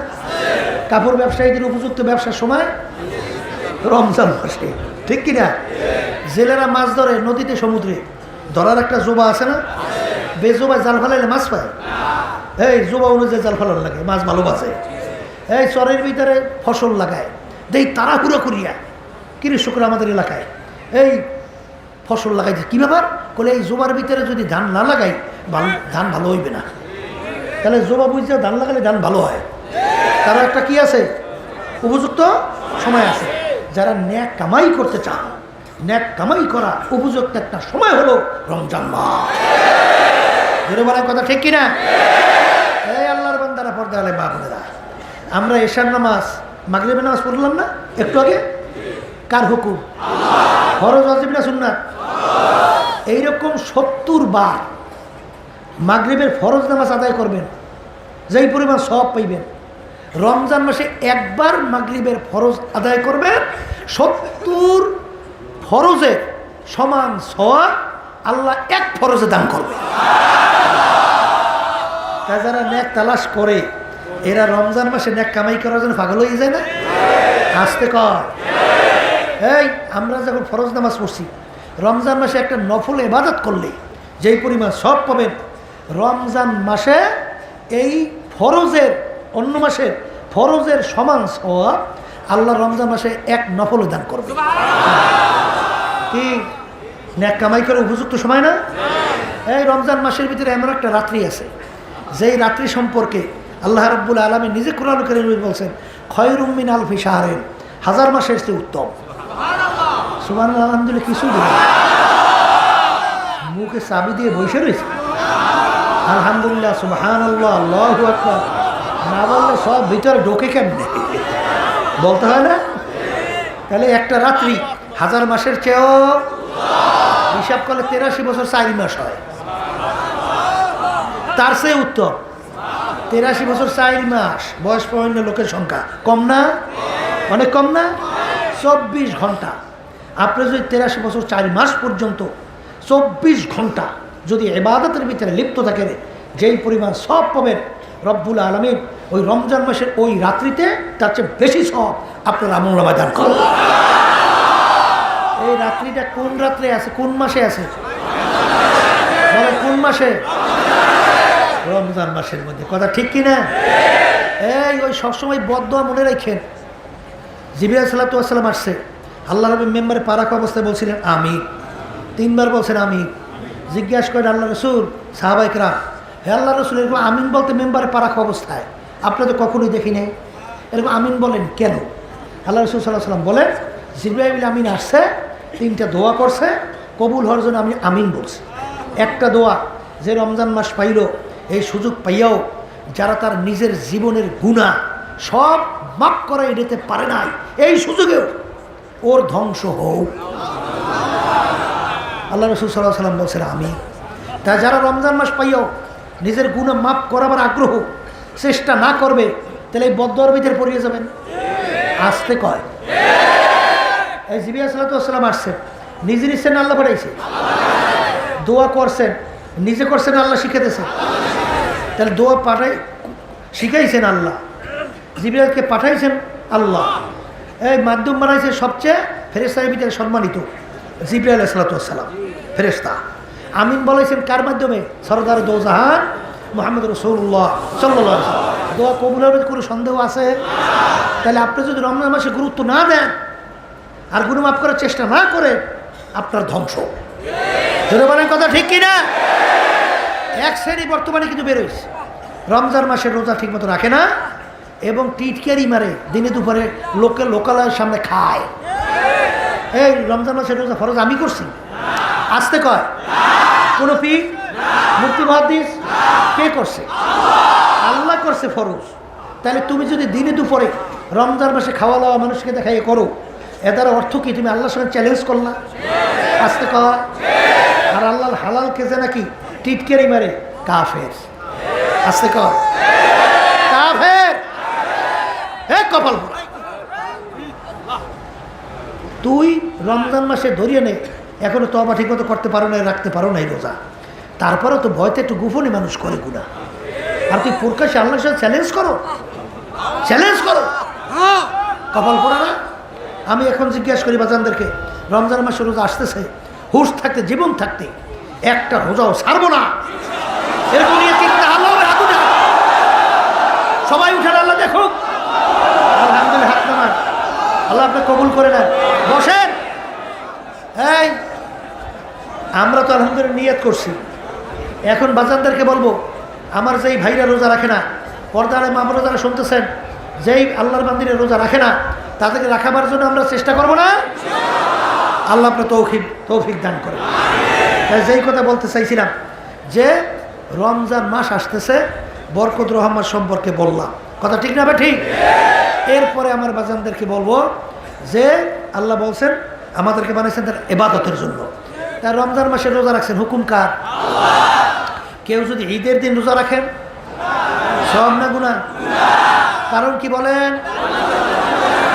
ওই রোজাটা মালিকের হুকুম অনুযায়ী না হওয়ার কারণে রোজা রাখছে, সব পান্নায় গুনাহ হয়েছে। তাই হুকুম অনুযায়ী হওয়া লাগবে, এইটা ইবাদতের ভিতরে গণ্য হবে। অনেকে তো একটু মনে করেন যে একটু নামাজ পড়ি, একটু রোজা রাখি, একটু তাসবিহ নিয়ে মাওলার জিকির আজকার করি, এই হজও করছি, এরপর কোরআন তেলাওয়াত সহ অন্য ইবাদত তো করতেই আছি, এর বিনিময়ে তো নাজাত পেয়ে জান্নাতেই যাব। বনে ইসরাইলের ঘটনা, হাদিসের ঘটনা, আল্লাহ রাসূল সাল্লাল্লাহু আলাইহি ওয়াসাল্লাম বয়ান করছেন। হাদিসের ঘটনা, এক ব্যক্তি 1000 বছর ইবাদত করছে, 24 ঘন্টা রাতে দাঁড়াই আল্লাহর ইবাদতে লিপ্ত, দিনে রোজা রাখে আল্লাহর ইবাদতে লিপ্ত। 1000 বছর যাওয়ার পরে দিলের ভিতর খেয়াল আসছে, এর বিনিময়ে বেহেশতে চলে যাব। এক শ্রেণী আছে না দরবেশ কেসেবে, কথা কয় না? ওরে সর্বনাশ, ইবাদতের গরমে ওরে টিকতেই পারে না, আছে না নাই? আমার বাজানদেরকে বলবো, পর্দালে মা বোনরা যারা শুনতেছেন, আপনার আমার মালিক আমার আল্লাহ, আপনার আমার আল্লাহ। সে কি আপনার আমার নামাজের জন্য পাগল, রোজার পাগল, অন্যান্য হজের জন্য পাগল, দান সৎকারের পাগল? আমরা কোরবানির পশু জবাই করি, এর রক্তকোষ্ঠ আল্লাহর কাছে পৌঁছে, তাহলে আমরা করি কে? বলেন আল্লাহর হুকুম পালন করি। বলেন মুখ খুলে বলেন, কি পালন করি? আল্লাহর হুকুম পালন করি। হে বনি ইসরাইলের সেই ঘটনা হাদিসে আসছে, বন্দার ভিতরে খেয়াল আসছে, আল্লাহ রাব্বুল আলামিন জাহান্নামের আগুন জ্বালাইবে না? আগুনের একটা ধাপ আছে না পাশে? এই দুনিয়া আগুন জ্বালের পাশে একটা ধাপ লাগে না? তাকে নিয়ে জাহান্নামের আগুনের পাশে দাঁড় করবে।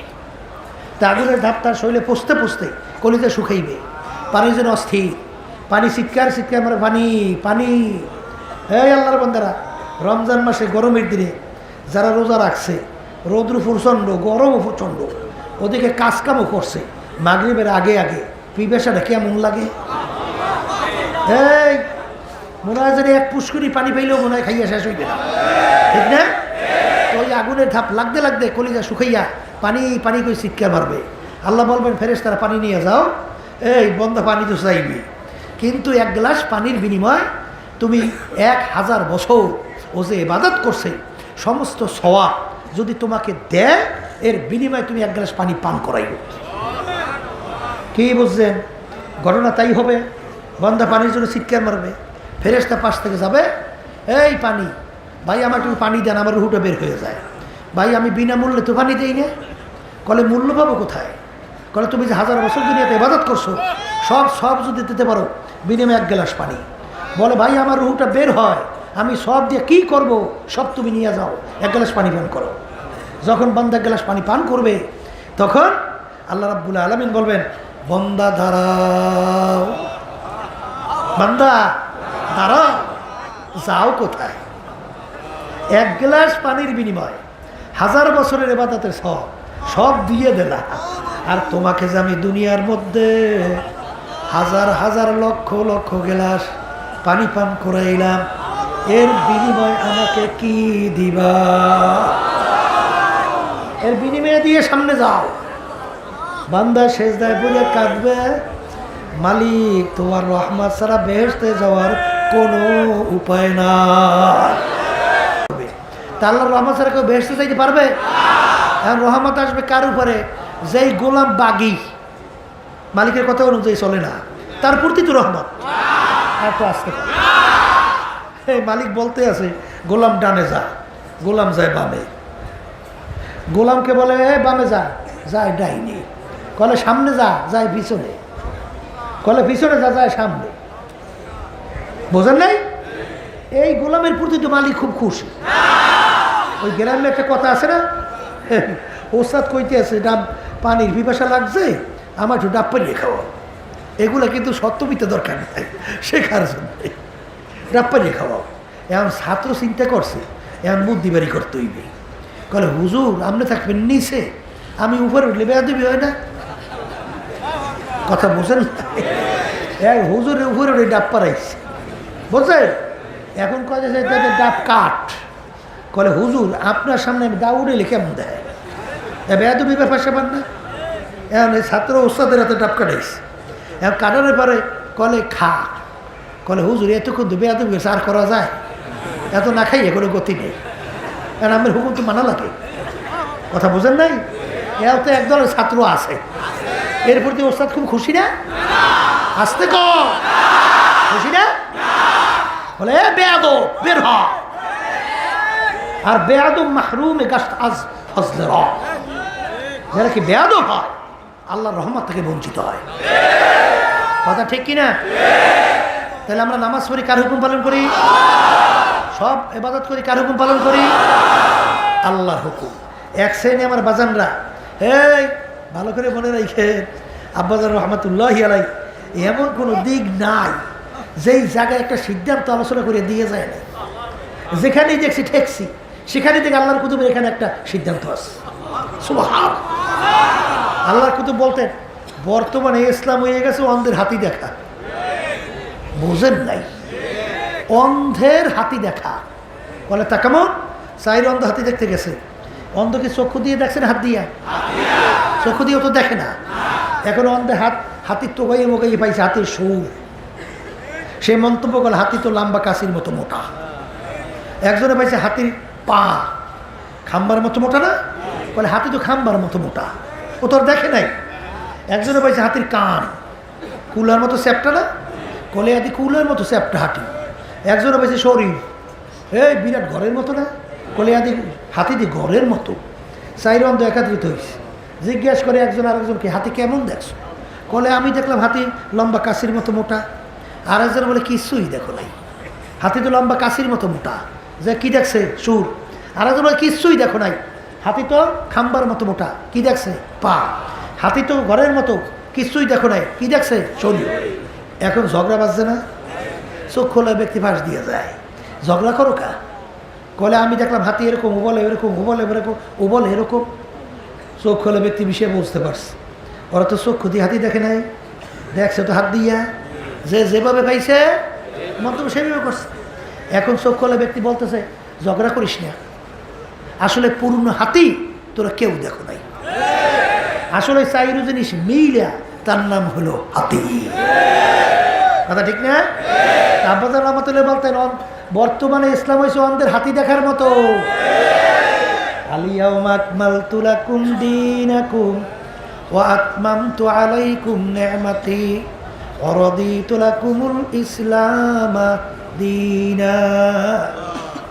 বিদায় হজের বাসর জাবালে রহমতের গোড়ায় আল্লাহ নবী সাল্লাল্লাহু আলাইহি ওয়াসাল্লাম তার বাহনের উপরে প্রায় 100 লক্ষ সাহাবায়ে কেরামদের উপস্থিত এই আয়াত শরীফ তেলাওয়াত করলেন যে আজকের এই দিন ইসলাম বা দিন পরিপূর্ণ হয়ে গেল।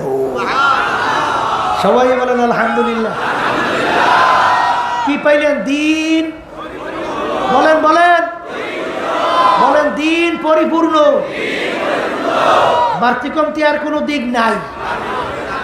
এখন দিন আবার অনেক কইছে হুজুর এখন দিন রাত্র, কি কইলেন? দিন দিন বুঝলেন তো?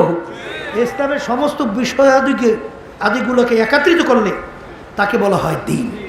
তাকে কি বলে? দিন কি? বলেন বলেন, দিন। এখন আল্লাহ রাব্বুল আলামিন আয়াত নাযিল করে তার রাসূলের মাধ্যমে কি কয়? ইয়া আইয়ুহাল্লাযীনা আমানু দুখুলু ফিস সিলমি কাফা। হে ঈমানদাররা, আমাকে বিশ্বাস করো। এখন দিনের ভিতরে পুরা ঢোকো। বোঝেন নাই মনে হয়? কি দিনের ভিতরে পুরা ঢোকো? আব্বাজান রহমতুল্লাহ একটা কথা বলতেন, মসজিদের ভিতরে এক কেউ পা রাখছে আর এক পা বাহিরে। কেউ বলবে লোকটা পুরো মসজিদে, কেউ বলবে লোকটা পুরো বাহিরে। কি বলবে? বাহিরেও না ভিতরে মাঝামাঝি, ঠিক কিনা? দুই পা দিয়ে ভিতরে ঢুকছে, পুরো ঢুকছে, দুই পা দিয়ে বেরোইছে, পুরো বেরোয়। কথা ঠিক কিনা? তাহলে দিন পরিপূর্ণ। এই আয়াতের শানে নজুর আল্লাহর বান্দারা আবার স্মরণ করে তাদের বলছে। সর্বনে অনেক বুঝাই দিয়ে এখনো ঠিক মতো বোঝেন নাই, এখনো পাগলামি করে। আপনার একার কারণে পুরো এলাকাটা নষ্ট হয়ে যায়। বলার কথা ঠিক কিনা? সর্বনে এসে ভিড়ে ভিড়ি করে কোনো তো লাভ নাই। সংখ্যা কম হোক, দরকার নাই, বেশির কোনো প্রয়োজন নাই, কিন্তু সর্বনের লেভেল লাগাইয়া দিনের ক্ষতি করিয়েন না। আল্লাহর কুতুবদের বদদোয়া থেকে বাঁচতে পারবেন না। আব্বাজান রহমতুল্লাহ আলাইহি বলতেন, দোয়া পাওয়ার জন্য পাগল হয়ে যাও, খালি দোয়া চাও। দোয়া চাইয়ে পাওয়া যায় না, দোয়ার কাম করো। বেড়া ভাঙ্গিয়ার দোয়া ভিতরে ঢুকবে। কথা ঠিক না? ঠিক। আব্বাজান রহমতুল্লাহ অনেক সময় বলতেন যে অনেক মুজাহিদ, আমার এখনো মনে আছে, আল্লাহু আকবার, যে কিভাবে আল্লাহর কুতুবদের কথা মানতো, দুনিয়া সব একদিকে চলে যাইতো, কথা ছাড়তো না। ওই যে শোনেন নাই নরসিংদীর পাগলার কথা কইতো, আল্লাহর কুতুবেরা বলছেন পর্দা করা লাগবে। শেষ পর্যন্ত এখন পানি তো ব্যবস্থা নাই, ওই নিজে সমস্ত দিনের পানি টাইনিয়া আইনিয়া স্ত্রীকে দিয়ে পর্দা করছে। কি বোঝেন কি? এইভাবে দিন পরিপূর্ণ। আব্দুল্লাহ ইবনে সালাম রাদিয়াল্লাহু তাআলা আনহু, তার শানে আয়াত নাযিল হয়। তিনি প্রথম বর্ষে ইহুদি ধর্মের লোক ছিল, পরবর্তীতে মুসলমান হয়েছে। ইহুদি ধর্মের ভিতরে ধর্মীয় উটের গোশত খাওয়া ছিল হারাম। আমাদের মুসলমান ধর্মে উটের গোশত খাওয়া, আচ্ছা কুত্তার গোশত খাওয়া হারাম না? কিন্তু কুত্তার গোশত অনেক জাতিরা খায় না, আস্তে কর। আমাদের ধর্মে কি হারাম? আচ্ছা আমাদের ওপর থেকে ঘৃণা আছে না কুত্তার গোশতের? যদি পাক করে নিয়ে আসা হয় উন্নত মানের বাবুর্চি, মশলাও ভালো, বিদেশি উন্নত মানের মশলা দিয়ে পাক করছে, বাবুর্চি 1 নম্বরে, পাকও সুন্দর হয়েছে। যদি বলে যে কুত্তার গোশত পাক করিয়ে আনছি, হ্যাঁ না আসেন কিনাকাটা খাইতে পারবেন? পারবেন? কেউ বমি আসতে চাইবে, কারণ ওর প্রতি আমাদের একটা ঘৃণা আছে। তা আব্দুল্লাহ ইবনে সালাম রাদিয়াল্লাহু তাআলা আনহু, তিনি যখন মুসলমান হয়ে গেল, এই উটের গোশত হারাম ছিল না? ধর্মীয় এবং ঘৃণা আছে না? এখনও তো ঘৃণা যায় নাই। মুসলমান ধর্মে উটের গোশত খাওয়া কি? এখন বলতেছে আমার ভাইরা মুসলমান, উটের গোশত ধর্মীয় হারাম ছিল, আমি খাই নাই, এখন মুসলমান ধর্মে হালাল, আমি ওটাকে হালাল জানছি, হালাল। কিন্তু যেহেতু আমি কোনোদিন খাই নাই, এই জন্য খাইতে আমার একটু ঘৃণা লাগে, তোমরা খাও। হালাল কিন্তু জানছে খাইতে কি লাগে, আবার কারণ হালাল কিন্তু জানছে খাইতে একটু ঘৃণা লাগে। এই শব্দের পরিপ্রেক্ষিতে আল্লাহ রাব্বুল আলামিন এই আয়াত নাযিল করে, হে আব্দুল্লাহ ইবনে সালাম, আমার হালালকে হালাল জানলে হবে না, খাইয়া প্রমাণ করে দেখানো লাগবে। হালাল জানলে হবে না, খাইয়া প্রমাণ করে দেখানো লাগবে। কথা ঠিক কিনা? যদি প্রমাণ করে দেখাইতে না পারো, এই মুসলমানকে আমার কাছে কোনো কাজ হবে না। মুসলমানি বুয়াদ গর্দান নেহাদান এনানে খোদ বাদাস্তে খাজাদাদান। মুসলমান কাকে বলে? মুসলমানের ঘরে জন্মগ্রহণ করছে, কেলা গাছের গোড়াইতে কেলা গাছ বাইরে, আর মুসলমানের ঘরে হয়েছি আর মুসলমান হয়ে গেছি। নবীর ঘরে জন্মগ্রহণ করিয়া মুসলমান হইতে পারে নাই। মুসলমান একটা আরবি শব্দ, ইংরেজিতে বলে সারেন্ডার, বাংলা অর্থ আত্মসমর্পণ। কবি এক কথায় বুঝাতে যাইয়া বলছেন, ঘোড়া যখন মুখে লাগাম লাগায়, লাগাম যখন সবারই হাতে ছাড়ে, ঘোড়া নিজের ব্যক্তিগত বুদ্ধি চালা কি আর চলে? যেভাবে সবারই চালায় সেইভাবে চলা লাগে। কথা ঠিক কিনা? এর নাম হলো লাগাম লাগানো। আমরা কালিমা পড়ি নাই, আসতে কয় না, কোনো সন্দেহ মন্দেহ আছে? কি বলছি? লা ইলাহা ইল্লাল্লাহু মুহাম্মাদুর রাসূলুল্লাহ। পড়ছেন? লা মাকসুদা ইল্লাল্লাহ, লা মাহবুবা ইল্লাল্লাহ, লা মাতলুবা ইল্লাল্লাহ, লা মাশুকা ইল্লাল্লাহ, লা ইলাহা ইল্লাল্লাহু মুহাম্মাদুর রাসূলুল্লাহ। এক হাদিসের ভিতরে আসছে, আল্লাহ রাসূল সাল্লাল্লাহু আলাইহি ওয়াসাল্লাম বলছেন, মান ক্বালা লা ইলাহা ইল্লাল্লাহ ফাদাখালাল জান্নাহ। আলহামদুলিল্লাহ বলেন না? এখন তো লা ইলাহা ইল্লাল্লাহ পড়ছি, কথা ঠিক কিনা? কিন্তু বাজান অন্য হাদিসের ভিতরে আছে হাক্ক, যে লা ইলাহা ইল্লাল্লাহর হক আদায় কইরা পড়বে। হক বোঝেন কি? এই লা ইলাহা ইল্লাল্লাহর যে দাবি, এইটা পুরো পালন করবে, এই আদায় করে যারা পড়বে ফাদাখালাল জান্নাহ, সে বেহেশতের ভিতরে ঢুকে যাবে। ঠিক কিনা? এখন আমার ভাইদেরকে বলবো, পর্দা আলে মা বোনরা তারা শুনতেছেন, এই আজকে শুনতেছিলেন আসর উপরও এই ভয়েস হুজুর বয়ান করতেছিল যে হেই আল্লাহ রাসূল সাল্লাল্লাহু আলাইহি ওয়াসাল্লাম মূলত মৌলিদের 4টা কাজ ছিল। কয়টা? বলেন মুখ খুললা। এই 1 নম্বর দাওয়াত, মুখস্থ করেন। 2 নম্বরে তালিম, 3 নম্বর তাজকিয়া নফস, 4 নম্বরে জিহাদ। 4টা লাগবে, বলেন আবার কর 4টা। এই দাওয়াত যদি না থাকে তাহলে মানুষ দিন বুঝবে কেমনে, দিনের পথে আসবে কেমনে? লাগবে? তাহলে দাওয়াত লাগবে, তালিম, এর মধ্যে শিক্ষা করা কি? আল্লাহ রাসূল সাল্লাল্লাহু আলাইহি ওয়াসাল্লাম কি বলছেন? তালাবুল ইলমি ফারিজাতুন আলা কুল্লি মুসলিম। প্রত্যেকটা মুসলমান মহিলা পুরুষ তাদের ইলমে দ্বীন শেখা কি ফরজ? বলেন, তাদের ইলমে দ্বীন শেখা কি ফরজ? আমার অনেক বাজানরা আছেন বাচ্চাদেরকে দিন শিক্ষা দেন না।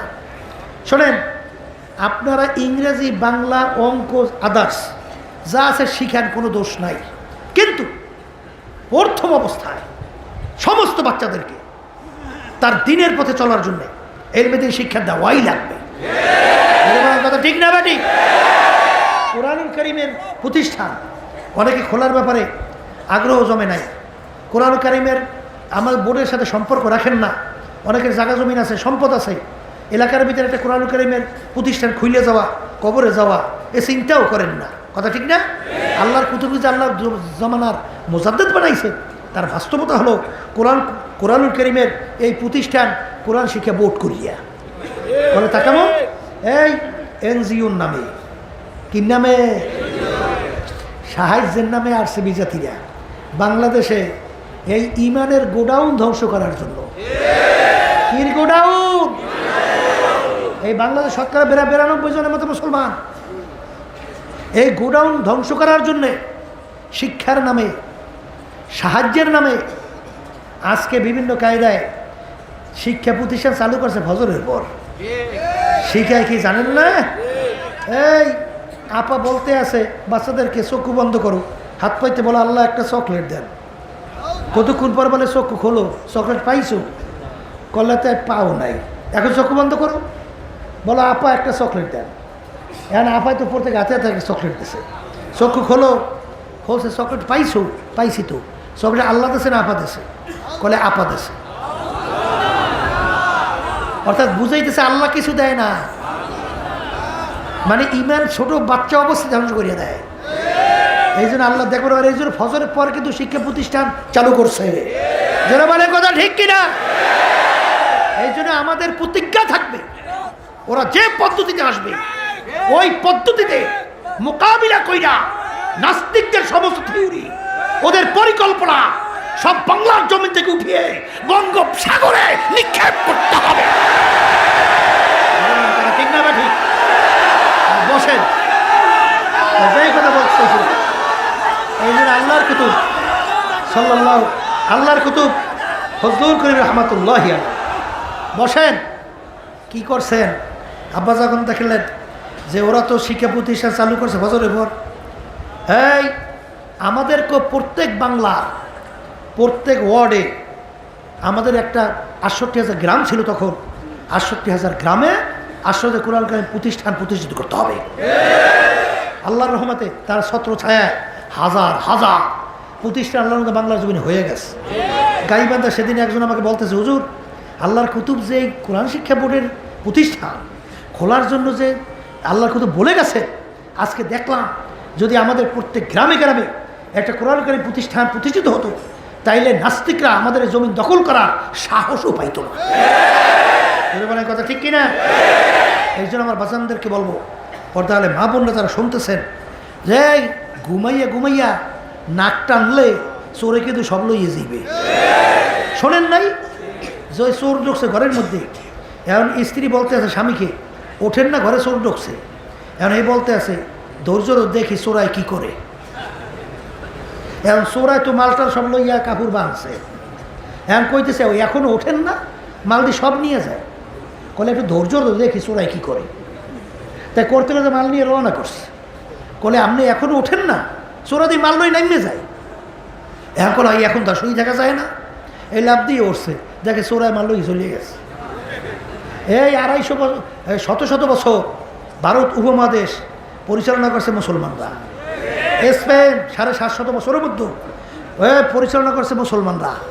আজকে মুসলমানদের চিহ্নও পাওয়া যায় না। কথা ঠিক কিনা? এই মুসলমান রাখে তৈল দিয়া নাক টেনে ঘুমাইছে, এরা দরবেশ হয়েছে। তাহাজ্জুদের নামাজ পড়ে কপালে দাগ পড়ছে, তসবিরে খালি জিকির করে, অসুবিধা কি? ভালোই তো আছে, ঠিক না? ওদিকে চোরাই কিন্তু পায়ের মাটি নিচ থেকে সরাইতে আসে। সরাইতে সরাইতে যখন সুযোগ দেখবে, আস্তে ইসলাম নামক গাছটাকে সরিয়ে ফেলবে। বলে এর জন্যই আল্লাহ কুতুব রহমাতুল্লাহি আলাইহি, আল্লাহ যে তাকে জমানার মুজাদ্দিদ বানাইছিলেন, তার চতুরতা আজকে আল্লাহর ফজলে করবে সর্বত্র আল্লাহ দেখাইতেছে। কথা ঠিক কিনা? দাওয়াত তালিম তালিম লাগবে। এই সর্বনায় মুজাহিদ মূর্খ থাকতে পারবে না। অনেক সর্বনায় মুজাহিদ অনেক বয়স হয়ে গেছে, বুড়ো হয়ে গেছে, ওদিকে ব্যবসা বাণিজ্যে খুব পটু, ওরে টাকা আর টাকা। কিন্তু যখন বলি যে একটু সূরা ফাতিহা, তখন পড়ার সময় মুখ যে কয়বার বেকায় শেখায় আর কয়বার যে দাঁত ভাঙ্গে, হ্যার কোনো ঠিক নাই। এটা আফসোসের কথা না? ওদিকে আবার এই শূন্য আবার বুঝাইতে কষ্ট হইয়েন না। গেছিলাম এক জেলায় ফজরের নামাজ বলছেন এক মাদ্রাসায়, তো এখন পড়াবার জন্যে আর মতো এসে মনে করছে এই পড়াইবে নামাজ। কিন্তু আমাদের এক মুজাহিদ, হে আলেম না, হ্যাঁ রে দেশে ইমামতিতে, এখন আমার দিলের ভিতরে খট করে শুরু হয়েছে যে আল্লাহ নামাজ নষ্ট হয় না, কী করে সমস্যা ঘটাইছে। আল্লাহর বান্দা যখন তেলাওয়াত শুরু করছে, তেলাওয়াত শুনে চোখের পানি রাখা যায় না, কলিজা ঠান্ডা হয়ে গেছে যে আজকে তারা কিভাবে এই চরমনাই তরিকায় এই বুড়া ছাত্র হয়েছে। এই আমাদের চরমনাইতে আমাদের স্যার ছিল, বুঝছেন, সে বিসি ফার্স্ট ক্লাস, আমার ওস্তাদ। এই তাকে এখানে বসে বলতো বিসি মুফতি,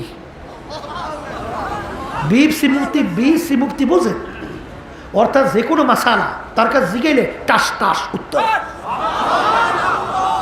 কি আর খালি টাকা শিখছেন, ক্ষমতা শিখছেন, আরামায়েশ শিখছেন, সূরা ফাতিহা সহ 4টা সূরা আপনি সহি করবেন না, আমার নামাজ হবে?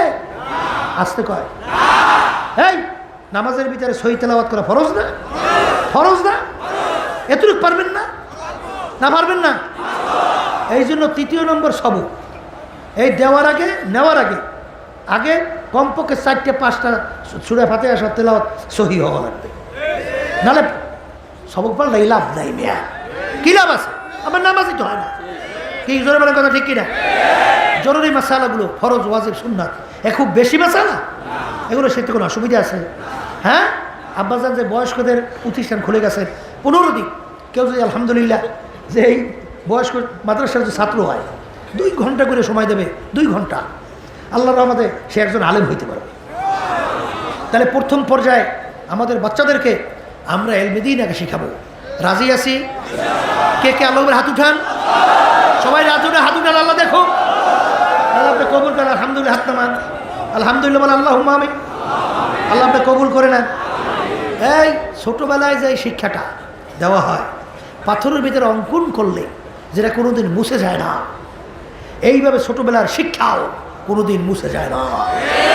আমরা অনেক দেখছি যাদেরকে ছোটোবেলায় বাপ মা এবং পড়শিরা উস্তাদরা ইলমে দ্বীনের নূর ওর সিনের ভিতরে ঢুকাইছে, ও দুনিয়া সব করছে, ইংরেজিতে পটু, বাংলায় পটু, অঙ্কশাস্ত্রে পণ্ডিত, অনেক কিছু শিকার পরেও তাকে দ্বীনের থেকে সরাইতে পারে না।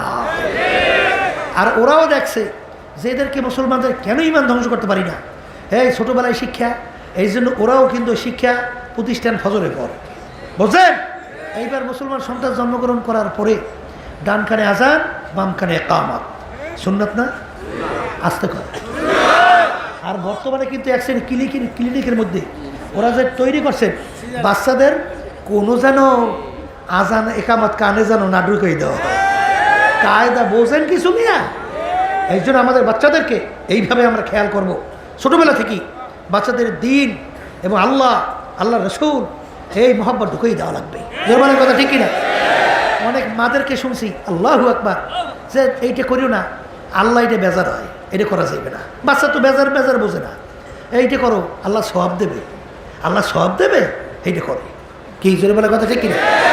কত মা, এক স্বামী আমাকে বলতেছে যে হুজুর আমার স্ত্রী আল্লাহ এত দিনদার বানাইছে, আমার সন্তান জন্মগ্রহণ করার পরে অজু ছাড়া আজ পর্যন্ত বুকের দুধ পান করায় না। মায়ের কি খেয়াল যে আমার বাচ্চাটা কিভাবে ছোটবেলা থেকে আমি দিনদার বানাবো, কথা ঠিক কিনা? আর বর্তমানে এক শ্রেণীর উজু নেই, গোসল নেই, নামাজ নেই, রোজা নেই, ওই ছোটবেলা থেকে শিখায় হাট্টিমা টিম টিম তারা মাঠে পারে ডিম, খাড়া বলে 2টা শিং। এখন অস্তিত্ব আছে? এইবার কি শিখায়? ওই যে বেহালা লইয়া ঢোলবাদ্য টুনটুনা টুনটুন, কথা বলছে, এইটা শিখাইয়া তোমার কবরে গেল টুনটুনা টুন বাজবে। বলে কথা ঠিক না বেঠি? ওই টুনটুনা টুন, ওই তখন চোখের পানি ছাড়িয়া রব্বির হামহুমা কামা রব্বায়ানি সগীরা। হে কপাল পোড়া, এইটা তোর কপালে বুঝে চলবে না। যেটা বলে কথা ঠিক কিনা? এই জন্য শিক্ষিত অসুবিধা নাই, আলেম হওয়া লাগবে। 3 নম্বরে তাজকিয়া নাফস, আত্মশুদ্ধি। এই আত্মশুদ্ধিও কিন্তু ফরজ। এইটা না থাকার কারণে আজকে বাংলাদেশে যত গন্ডগোলের শেষ নাই। এক আলেম আর এক আলেমের দেখতে পারে না। আমি মনে হয় ভুল কইছি মনে হয়, হ্যাঁ? এক পীর আর এক পীরকে দেখতে পারে না, এক মেম্বার আর এক মেম্বারকে দেখতে পারে না, এক চেয়ারম্যান আর এক চেয়ারম্যানকে দেখতে পারে না, এক মুফতি আর এক মুফতিকে দেখতে পারে না, এক শাইখুল হাদিস আর এক শাইখুল হাদিসকে দেখতে পারে না। কিন্তু বাজান ভালো করে মনে রাখো, যেই বাতি আমার মাওলা জ্বালাবে ওই বাতি নিভাবার শক্তি দুনিয়ার কোনো মানুষের নাই। ওই বাতি নিভাইতে গেলে তার সোসমস পইলা ধ্বংস হবে। সর্বনাশ যারা বিরোধিতা করেন, আমি সেই বাজানদেরকে বলবো আপনাদের শুভ বুদ্ধি আল্লাহ উদয় করুক, বলেন আল্লাহুম্মা আমিন। কথা ঠিক না ঠিক? এই চরমনাইয়ের ভিতরে যদি কোনো শরিয়াত ইসলামের দিক থেকে কোনো ভুল থাকে, আমরা বারবার বলি, আজকেও বলছি, দয়া মায়া করে আমাকে ধরাইয়া দাও, আমাদেরকে ধরাইয়া দাও। কারণ বাজান আমরা তো ঠিকাদারি চুক্তি নিয়ে পীর মুরিদি করি না। আমার আব্বাজান রহমাতুল্লাহি আলাইহি বলতেন, বাজান পীর মুরিদিতে কত কষ্ট। এই যে বয়ান করি অনেক সময় বাজান গলাটা পর্যন্ত শুকাইয়া যায়, মাথা পর্যন্ত ধইরা যায়। সফর করে রাত্র দিন ঠিক মতো ঘুম নাই, বাজান পাগলের মতো কেন দৌড়াই। এটা কিন্তু আমাদের নেশাও না, পেশাও না, এটা কিন্তু আমাদের কোনো ব্যবসাও না। করি একমাত্র আল্লাহর পথ বলা বান্দা বান্দীদেরকে দিনের পরিচয় ঘটাইয়া আল্লাহর সঙ্গে সম্পর্ক তৈরি কইরা দেখিনি কিছু আল্লাহর খাস বান্দা বান্দি তৈরি করা যায় কিনা। কারণ আমাদের আমলের ভিতরে ত্রুটির কোনো শেষ নাই।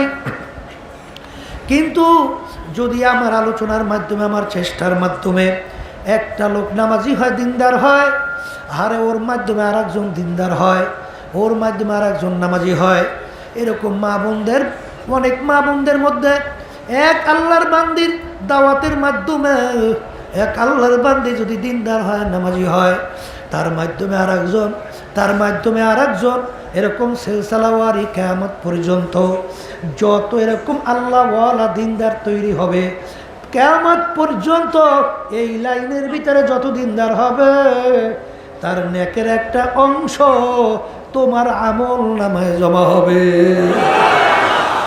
এর জন্য অনেকে কিন্তু আছে, আমি তো ভালোই আছি, হাদিসের ঘটনা বনি ইসরায়েলের ভিতরে তাদের অপরাধের কারণে আল্লাহ রাব্বুল আলামিন ঘোষণা করলেন, ও ফেরেশতারা জমিন উল্টে ধ্বংস করে দাও। রব্বুল আলামিন এই জমিনের ভিতরে এমন তোমার এক বান্দা 24 ঘন্টা তোমার ইবাদতে লিপ্ত।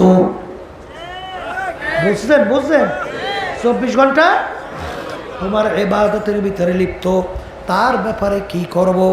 আল্লাহ রাব্বুল আলামিন বলেন, তাকে সহ জমিন উল্টাইয়া ধ্বংস করে দাও। মালিক ব্যাপার তো কিছু বুঝলাম না, কলে বুঝো নাই।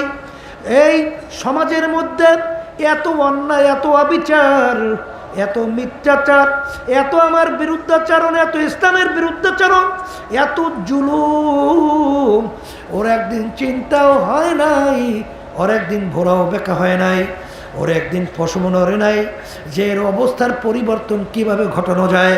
ও শুধু ইবাদতের ভিতরে লিপ্ত, এই জন্য ওকে সহ জমিন উল্টাইয়া ধ্বংস করে দাও। কথা বুঝছেন কিছু?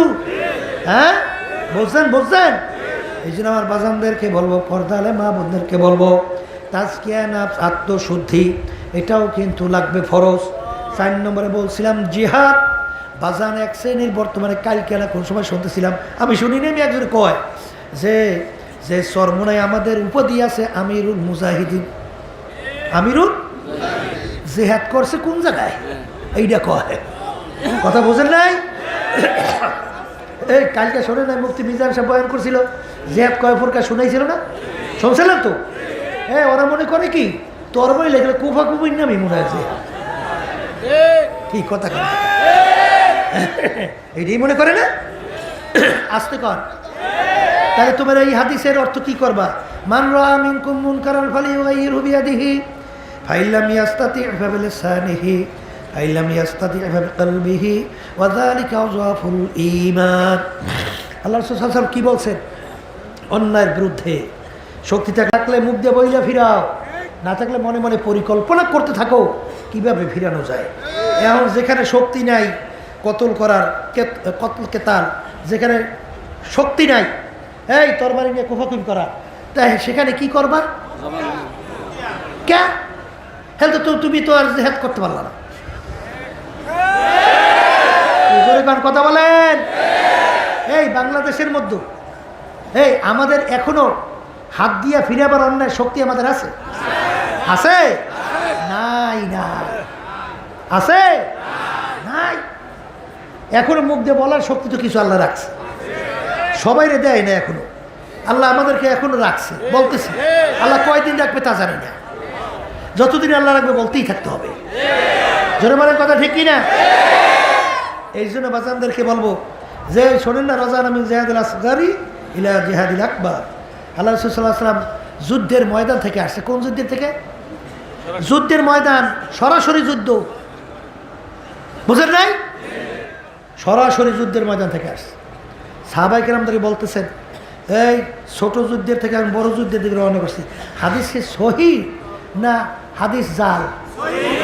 একটু আসতে কর। সহিহ।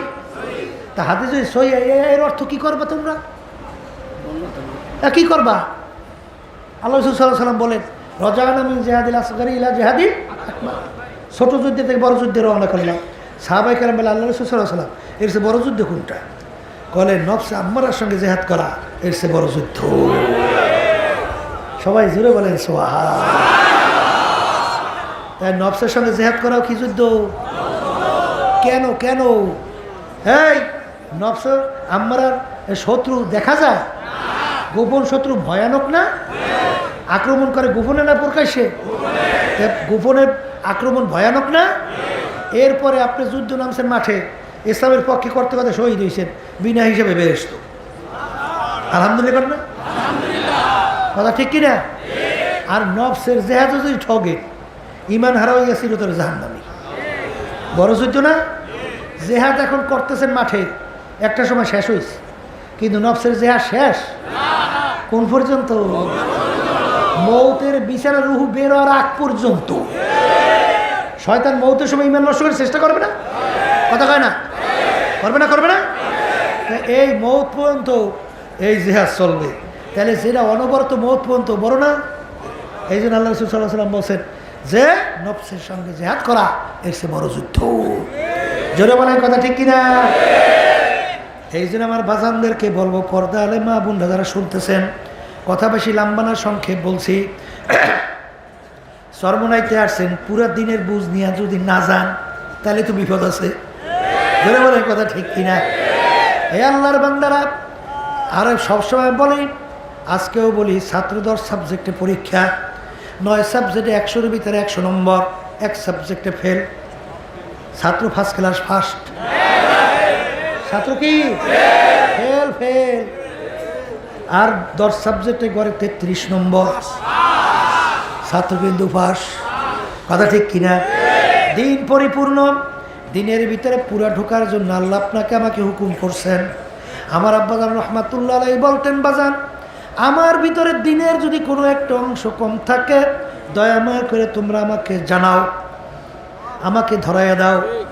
কারণ আল্লাহ রাব্বুল আলামিন বলছেন পুরা দিনের ভিতরে ঢুইকা তারপর কবরে আসো। এ কবরের যাত্রীরা, আল্লাহর বান্দারা, পর্দা আলেম মা বোনেরা, শুনতেও বড় সহজ, বলতেও সহজ, কবরে একদিন যাওয়া লাগবে।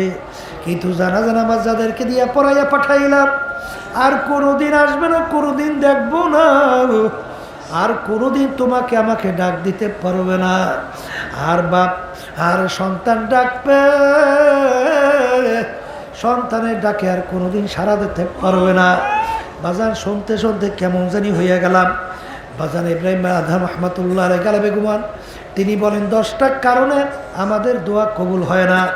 এর ভিতরে একটা কারণ, মাইয়িতকে আমরা দাফন করি, জানাজা নামাজ পড়াই, কবরে রাখি, ওর থেকে আমরা কোনো উপদেশ গ্রহণ করি না। এরকম একদিন আসবে, আমাকে এরকম কাপড় পরাইয়া জানাজা পরাইয়া কবরের ভিতরে রাখবে। এ আল্লাহর বান্দারা, পর্দা আলেম মা বোনেরা, দাওয়াতও লাগবে, তালিমও লাগবে, তাজকিয়া নফস লাগবে, জিহাদও লাগবে। বাজান কোরআনুল কারীম পরিপূর্ণ, দিন পরিপূর্ণ, নবী শেষ নবী, আর কিন্তু নবী রসুল আসবে না। আল্লাহু আকবার। দিনের ভিতরে পুরা ঢুইকা যদি খোদা না কাজটা কবরে যাও, আমার মালিক বলবে তোকে আগেই বলছি পুরা দিনের ভিতরে ঢুইকা না আসতে, কেন আসলি? ও ফেরেশতারা, এই কবর আর কবর থাকবে না। আর ওদের জাহান্নামের সঙ্গে কবরকে একটা সুরাত তৈরি করো, নাফরমান জাহান্নামের আগুনের ভিতরে জ্বলবে। এ কবরের যাত্রীরা ভালো কইরা বুঝো বাজান, বর্তমানে আলহামদুলিল্লাহ আমার এখনো মনে আছে হাফিজ জিজুর রহমাতুল্লাহ আলাই যখন প্রথম নির্বাচনে ইসলামের পক্ষে দাঁড় হয়েছিল, বাজান আব্বাজান রহমাতুল্লাহি আলাই প্রকাশ্যে হাফিজুর রহমাতুল্লাহি আলাইকে সাপোর্ট করলো। শুধু সাপোর্টই না, তার নিজের মাইক নিয়া, নিজের যানবাহন নিয়া, নিজে ভাড়া দিয়া, আরে আমার এখনো মনে আছে বিশ্বাসের এই মাঠে আব্বাজান মিটিং করছিল হাফিজুর রহমাতুল্লাহ আলাইয়ের পক্ষে। কয়েকজন লোক মাত্র সামনে, আমার এখনো মনে আছে। আব্বাজান রহমাতুল্লাহের ডাকে সাড়া দেয় নাই। এর পরপরই আবার আব্বাজান রহমাতুল্লাহ আলাই ইসলামের পক্ষে যখন ইসলামী তখন শাসনতন্ত্র আন্দোলন নির্বাচন করছিল, অনেক মুজাহিদ আব্বাজান রহমাতুল্লাহ আলাই তার হুকুম মানতে পারে নাই, বিভিন্ন কায়দায় লাইনে হাঁটছিল।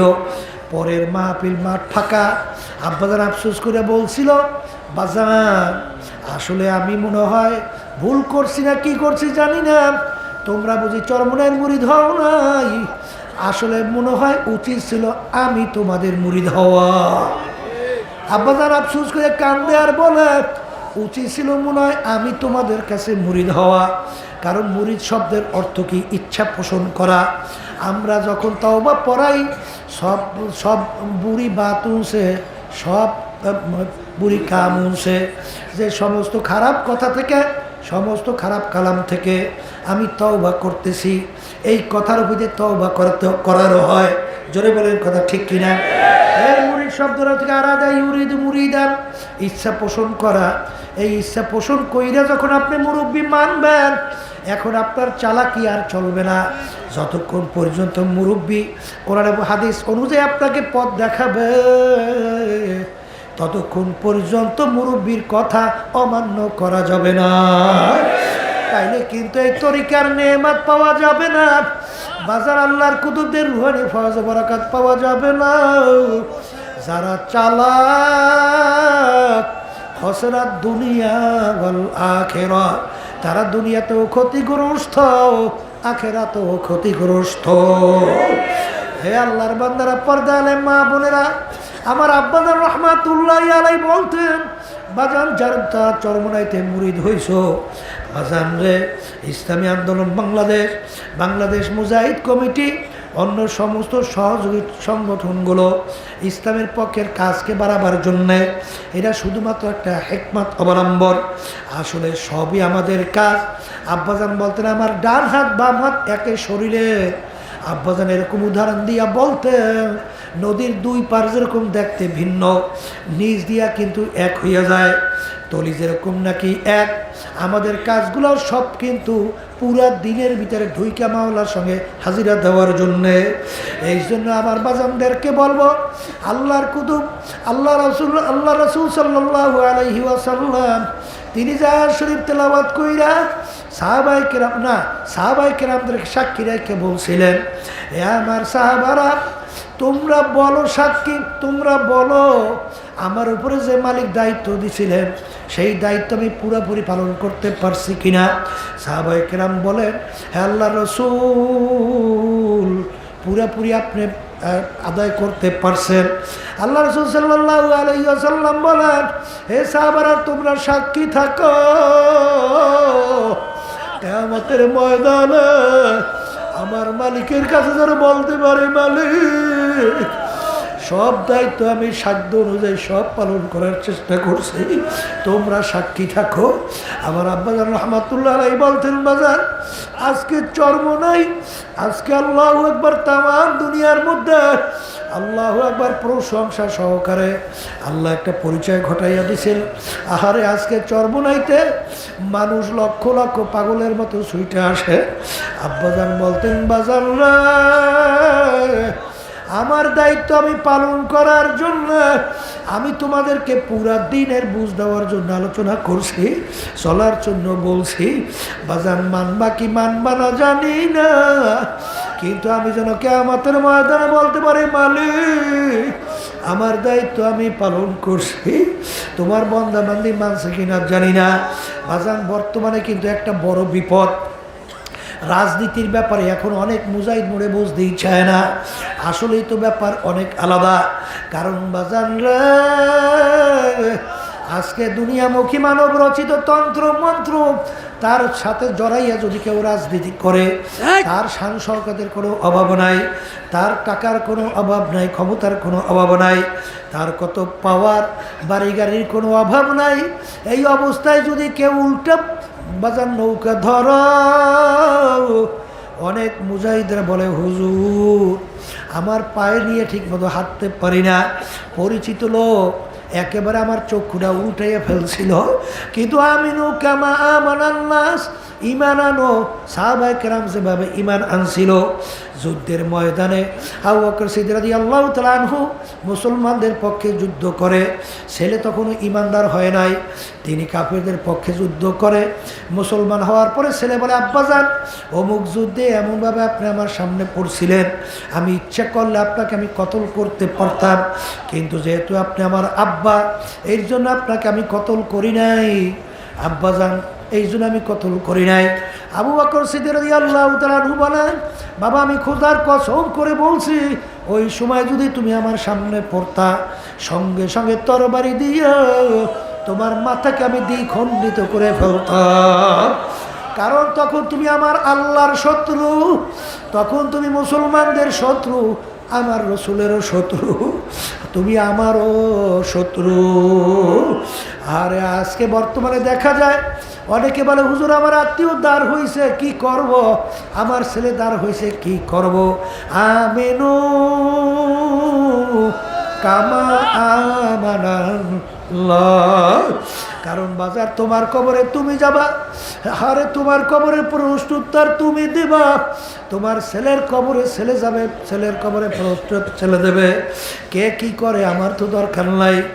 আশেকদের কাজ হলো কোন কাজে আমার মাওলা খুশি, কোন কাজে আমার মাওলা বেজার।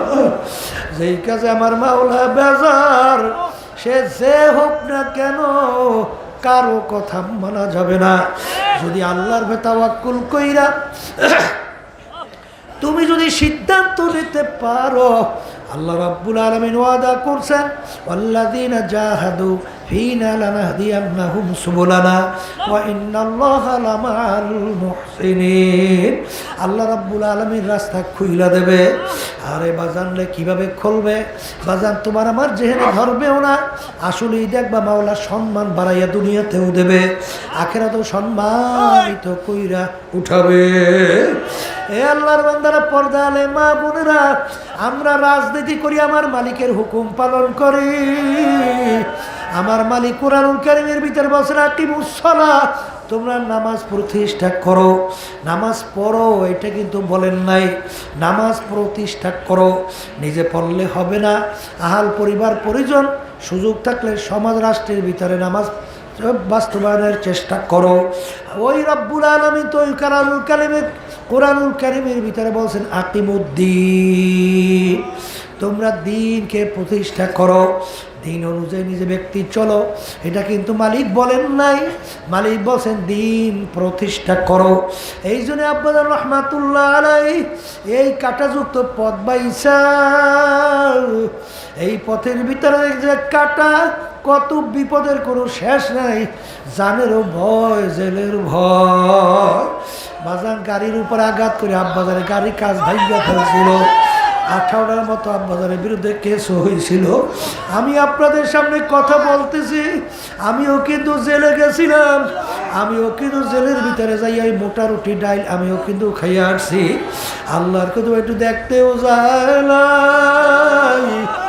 আল্লাহর কোন শুধু বলছেন মালিক গো আমি তোমার হাতে সুপর্দ কইরা দিলাম।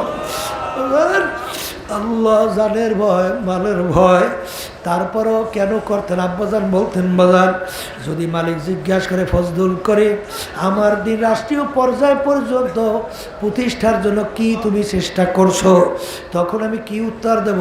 এই উত্তর ঠিক করার জন্যই আমি এই কাঁটাযুক্ত পথে হাঁটি।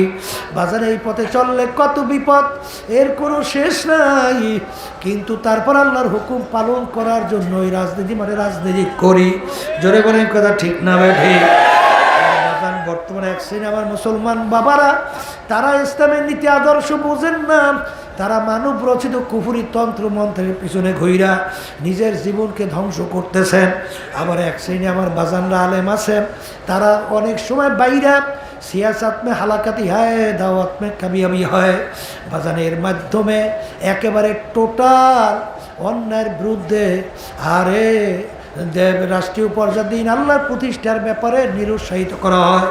কারণ কি, তুমি যদি সমাজের পরিচালক না হও, তোমার তো গোলামের জিন্দিগি কাটাইতে হবে।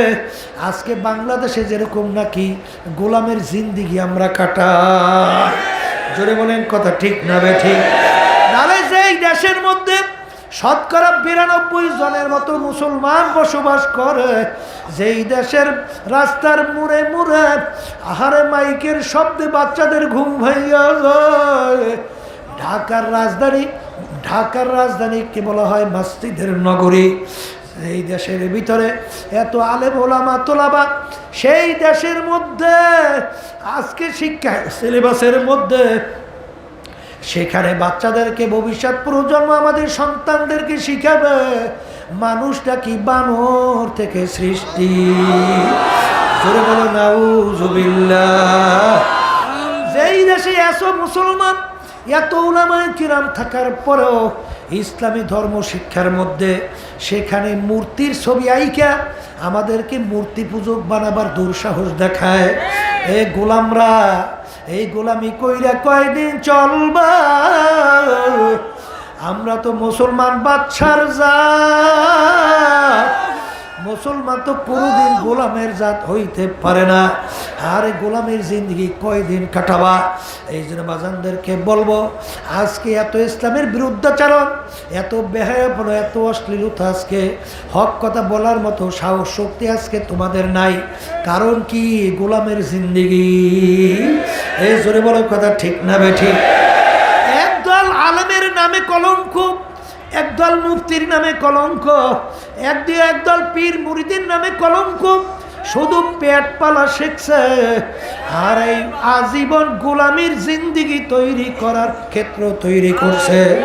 কিন্তু আজকে এত মুসলমান, আজকে যদি আমরা মুসলমান সন্তান, যদি আজকে আমরা রাজপথে হুঙ্কার ছাড়তে পারি, এই দেশ আমার, এই দেশ শাহজালাল রহমাতুল্লাহ আলাইহির ভূমি, এই দেশ ফজলুল করিম রহমাতুল্লাহ আলাইহির জন্মস্থান, এই দেশ শাহপরান রহমাতুল্লাহ আলাইহির মাটি, নেসারউদ্দিন সাহেব রহমাতুল্লাহ আলাইহির জমিন, কায়েস শাহ হুজুর রহমাতুল্লাহি আলাইহির জমিন, আল্লাহওয়ালাদের জমিন।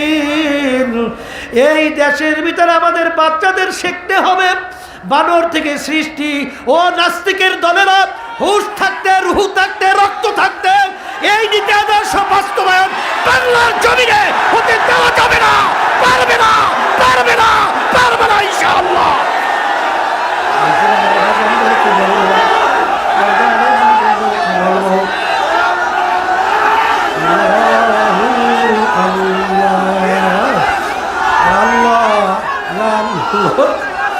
আপনি আমাদেরকে তৌফিক দান করে। তাআত তৌফিকে তাআত হামজাতু ইয়ামানাত ওয়া ইজাবাত হামজাতু। বাজান আমার মালিকের দরবারে আরে শক্তির কোনো অভাব নাই।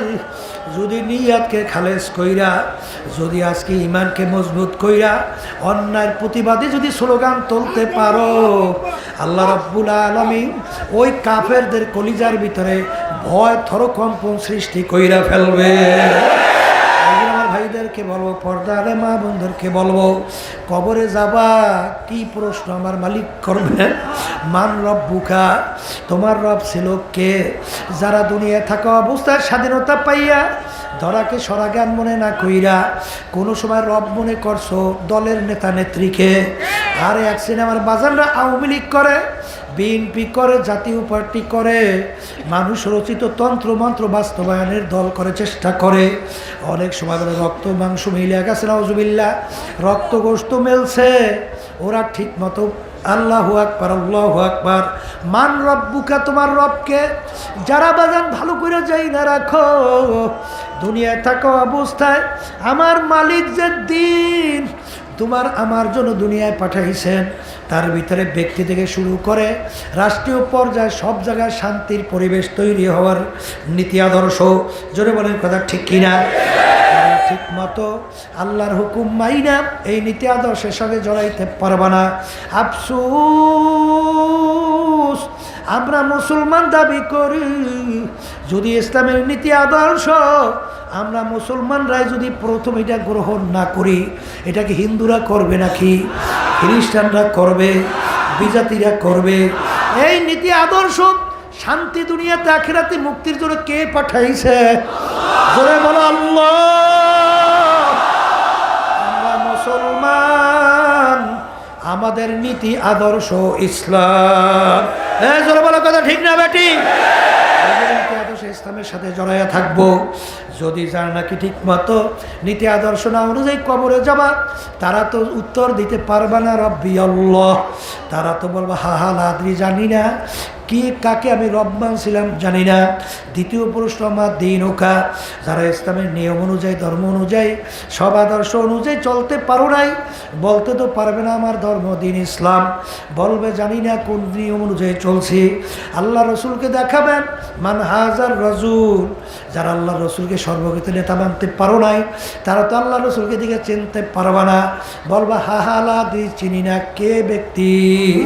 আল্লাহ রাব্বুল আলামিন ফেরেশতারা বান্দা প্রশ্ন ঠিক মতো দিতে পারে নাই, ওকে কত কিছু খাওয়াইলাম আর আমার সমস্ত নেয়ামত ভোগ করাইলাম, কুকুরটাও আমার সৃষ্টি, আর এই কুকুরকে আমি ভালো জিনিস খাইতে দেই না, কোরমা পোলাও ওকে আমি খাওয়াইলাম, কত মাছ খাওয়াইলাম, কত দুধ খাওয়াইলাম, কত ফল আমি ওকে খাওয়াইলাম, আর কুকুরটা নোংরা ময়লা জিনিস খাইয়া ওর জীবনকে বাঁচাইছে।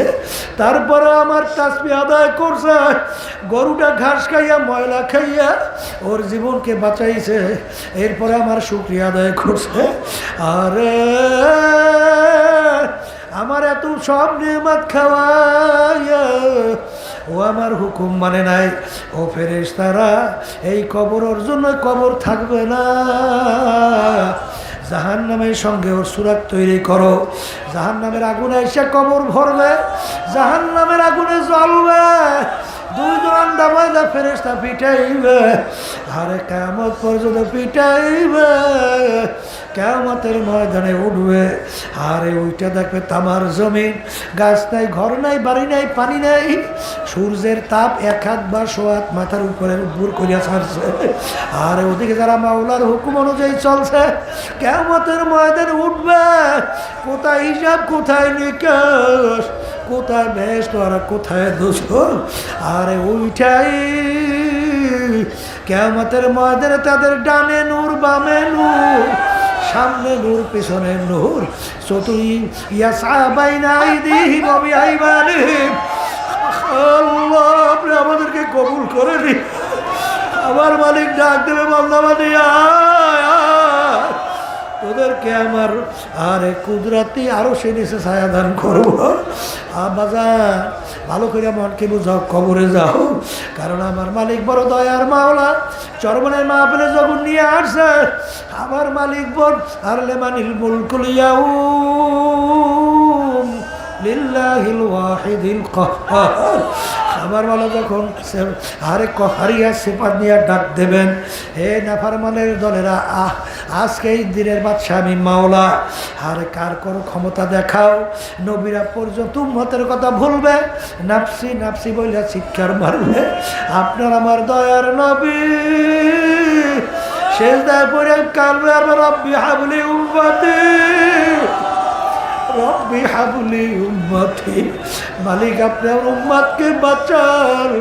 হাবিব গম মাথা উঠার সুপারিশ করেন, যা বলবেন তাই আমি শুনবো।